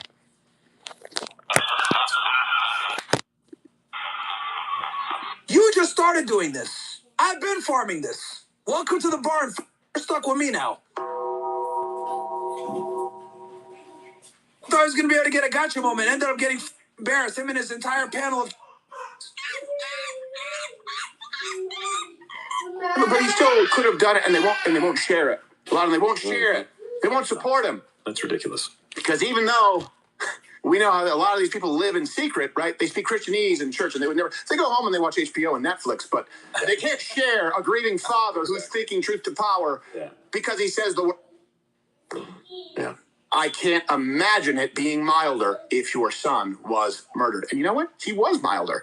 Mm-hmm. Until you pushed him too far. Yeah. Oh, you've got more melanin than me. Ooh, so you get more in privileges, more in Yo, you can tell. I like. You want to know why this is so funny? You can tell like this is the first time he said he doesn't like really know how to say it. You guys notice that? And I'm a professional. I can tell. Like this is his first time like saying any of this. So you can tell like he's like very uncomfortable saying this stuff. So it's like he's trying to get it out, and he's kind of like a part of him is like, yes, I can finally say it, but another part of him is like I don't know if I should be saying this. Like you can tell like a part of him is like dying on the inside. He's becoming a new man almost. You know what I mean? So it's like funny because he's like, you can tell that he's like, this is the first time that he's like said some negative shit about people. Because trust me, if he's like claim, he would be a lot smoother with this. Okay, he'll be rolling off the tongue like with me. I'm just a professional racer at this point. I got all the insults ready to go with these, right? So, Owlman, because 400 years ago, someone actually sold you to us, and we took you over here and put you to work. And then we had a civil war. Well, actually, it wasn't even you, bro. You know what it really was? But these blacks are too. No. The Yehudi from Israel. To free your. Now you want to talk? Oh, I've been so oppressed. You couldn't even vote. 1960. Look how far you've come. Look at all the free we give you. You're not oppressed. You're entitled. You know what DEI stands for? Yeah. I mean, I don't have to be qualified. I just have to be a certain color or a race or gender. And guys, just so y'all know, it used to be called affirmative action. They changed the name. All my real name, it used to be called affirmative action, and they changed the name. Yeah, I didn't earn it. Facts. And it pissed me off because I think I'm some DEI. Oh, what the f? Yeah, bro. Went to a good school with good grades. Okay? I earned my way, but then I get lumped in with these watermelon connoisseur. No, this is Myron Gaines talking. Marty. Yeah, it's Myron Gaines. He says, "Holy crap, your uncle is your brother. That's a problem." Dang, bro. Okay, going hard on these people here. Whose bright idea was that? And then this one matters. First off, people are lying saying it was an all-white jury. That's not true. No. What they mean to say is there weren't people who look exactly like me, black, which is funny because which actually is to your benefit, actually. Because they found that white people actually tend to rule on juries way more fair than any other group of people, by the way. They did a study on this shit. White people actually rule the fairest of all the races, by the way. Because though very often, I mean, You know what? I believe that. I believe that white people had the most fair analysis when it came to being a juror. I can see that. Look, here's the thing about white people, right? Whenever they have problems with their parents, okay, they're not afraid to address it. Minorities, on the other hand, I'm sorry to say, but when it comes to minorities, they will literally take abuse from their parents and let them get away with it. Some minorities, even some black men, will allow other black women to disrespect them and just will let them get away with it, right? I mean, I think white men are probably even worse, though, right? Because Myron Gaines did say that one of the biggest problems white men have is that they don't know how to control their women, and I tend to agree with him on that. But yeah, I think when it comes to assessing ill behavior of a family member, white people are more than likely to speak out on their family members than Asians, blacks, Latinos, and especially Middle Easterners who, come from a family tribal-driven culture. So something to think about there. We're going to get to the other side of this, by the way. A couple more minutes on this, then we'll go to my man King Supreme and hear what he has to say about it. People, they act as though they are the only minority that matters. Yeah. like with affirmative actions, like straight Asians, when it comes to work, Hispanics who are willing to work hard, legal immigrants, by the way. Otherwise, I get it. The same thing here. They act as though none of these other minorities count on a drink. White people don't do that. We don't go, yeah, but he's not a redhead. Yeah, but he's not Irish. Yeah, but he's not Italian. Yeah, but he's not German. Yeah, but he's not Polish. Yeah, but he's not Hungarian. We don't do that. I'm saying that our specific lineage, ethnicity, race is the one that matters. We don't do it. Only Americans do it when... Yup. I'll take it a step further, Steve. They'll sit there and say, you're not foundationally American. They are racist within their own race, bro. They're the only that will sit there and be like, well, you ain't a foundational American. Oh, no, you're a tether. Oh, no, you're Caribbean. Oh, no, you're African. You don't count. So I'm telling you, bro. All right, so good point brought up by Mustafa here. By the way, Mustafa, thank you for all the good contributions you made to the chat, right? Very solid points that you made. Here's another solid point Mustafa made. I think we're conflating wealthy upper middle class white with common white. Yes, that is true. Look, my experience with England and being around the UK people and this and that, especially UK people from around the world, they strike me as rather ghetto. Okay, a lot of white British people strike me as ghetto. You want to know why? Because they do come from a ghetto background. A lot of them come from the hood. A lot of them come from a working class family, right? They don't come from upper class white people per se, right? I mean, not all of them, but there's a good percentage of them that sort of live that way. And England has a very hard time of creating a middle class, right? You're either super rich or you're either poor, and being in the middle class just means that you pay a lot of taxes like everybody else in the working middle class world of the social brackets of things. Like, these are the worst, bro. They're literally. I don't even want to be an FBA. I don't even want to be an FBA. Okay, let's just get. If you want to see the rest of this, check out Myron Gaines exposes the uncomfortable truth behind Austin's father's response. Victory says Kyrie is one of the most objective people I know when it comes to race.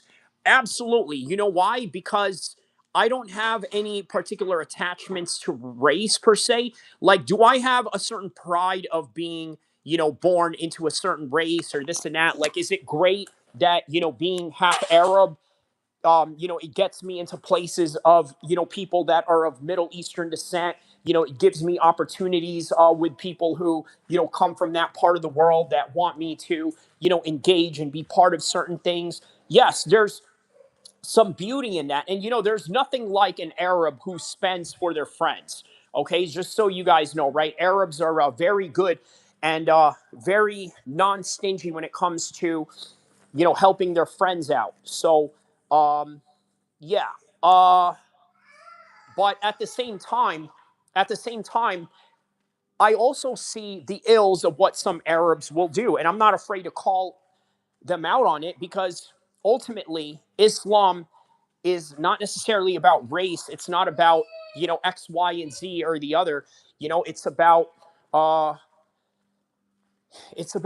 all men being created equal, right? I know that's cliche to say, but it's really what it is. All right, so let's get to Red Supreme and hear what he has to say about this, because this is obviously the opposite side of the spectrum. Turn to wine.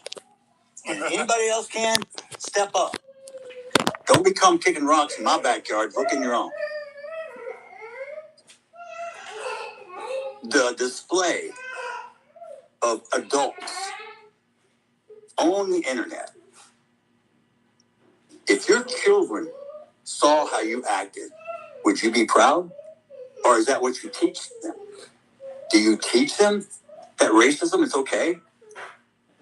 Do you teach them, do you program your kids to hate, to kill? From day one, I said this was never about race. Please don't make it about race and don't politicize it. And what did you do? You chose both. The race card, black fatigue, it's real. I'm sorry. You have embarrassed your own culture and race. Don't get me wrong. So if it's not about race, then why do you say that? But you guys, you got acting on that shit. And the only people that's going to change it are you. Don't blame the white person because we can't change it. You got acting on that shit. And the only people that's going to change it are you. Don't blame the white person because we can't change it. But you're going to blame the white person for every fucking thing else. We're the bad ones. We're the one that held you down. Guess what? You can do everything in America that I can do. You got the same opportunities as the white man. Black folks ain't got no business complaining. Words of Jeff Metcalf.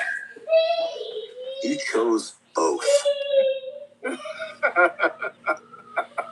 The race card, black fatigue, it's real. I'm sorry. You have embarrassed your own culture and race. Don't get me wrong, we got a lot of people that embarrass the shit out of me too. But you guys, you got acting on that shit. And the only people that's going to change it are you. Don't blame the white person because we can't change it. But you're going to blame the white person for every fucking thing else. We're the bad ones. We're the one that held you down. Guess what? You can do everything in America that I can do. Tell me one thing you can't do that I can't do. We all have equal rights. What's it say? All men are created equal.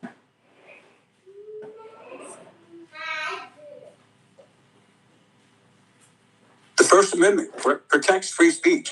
I'm for it. Free speech doesn't guarantee you safety. Perfect example, Charlie Kirk, a man who I admired, looked up to. You know why? Because he could fight with words and logic. He didn't need fists, guns, or knives. No. He sat down and talked with you. How do you solve any situation when there's a problem? Communication. Charlie was an expert. That's one person I admit I would not want to debate. He was a walking chat GPT. But he held strong on his faith. He never wavered. His convictions were solid. He was a good man. Taken too soon also. Some people called him racist. Some people call me racist. Does it make me racist? No. My grandfather once told me, what other people think of you, son, is none of your business. I didn't quite understand it then, but I understand it now. All right, let's hear what Red Supreme has to say about this. What do you got to say, Red? Get their thoughts, man. If you want to give your thoughts on this situation, pull up, man, and give your thoughts. Charleston White is making... I'm going to go back to that one part where Charleston is making watermelon filling T-shirts, right? That's crazy. It really is. You know, terrible situation. No, that's Jeff Metcalf right there. Check game, though.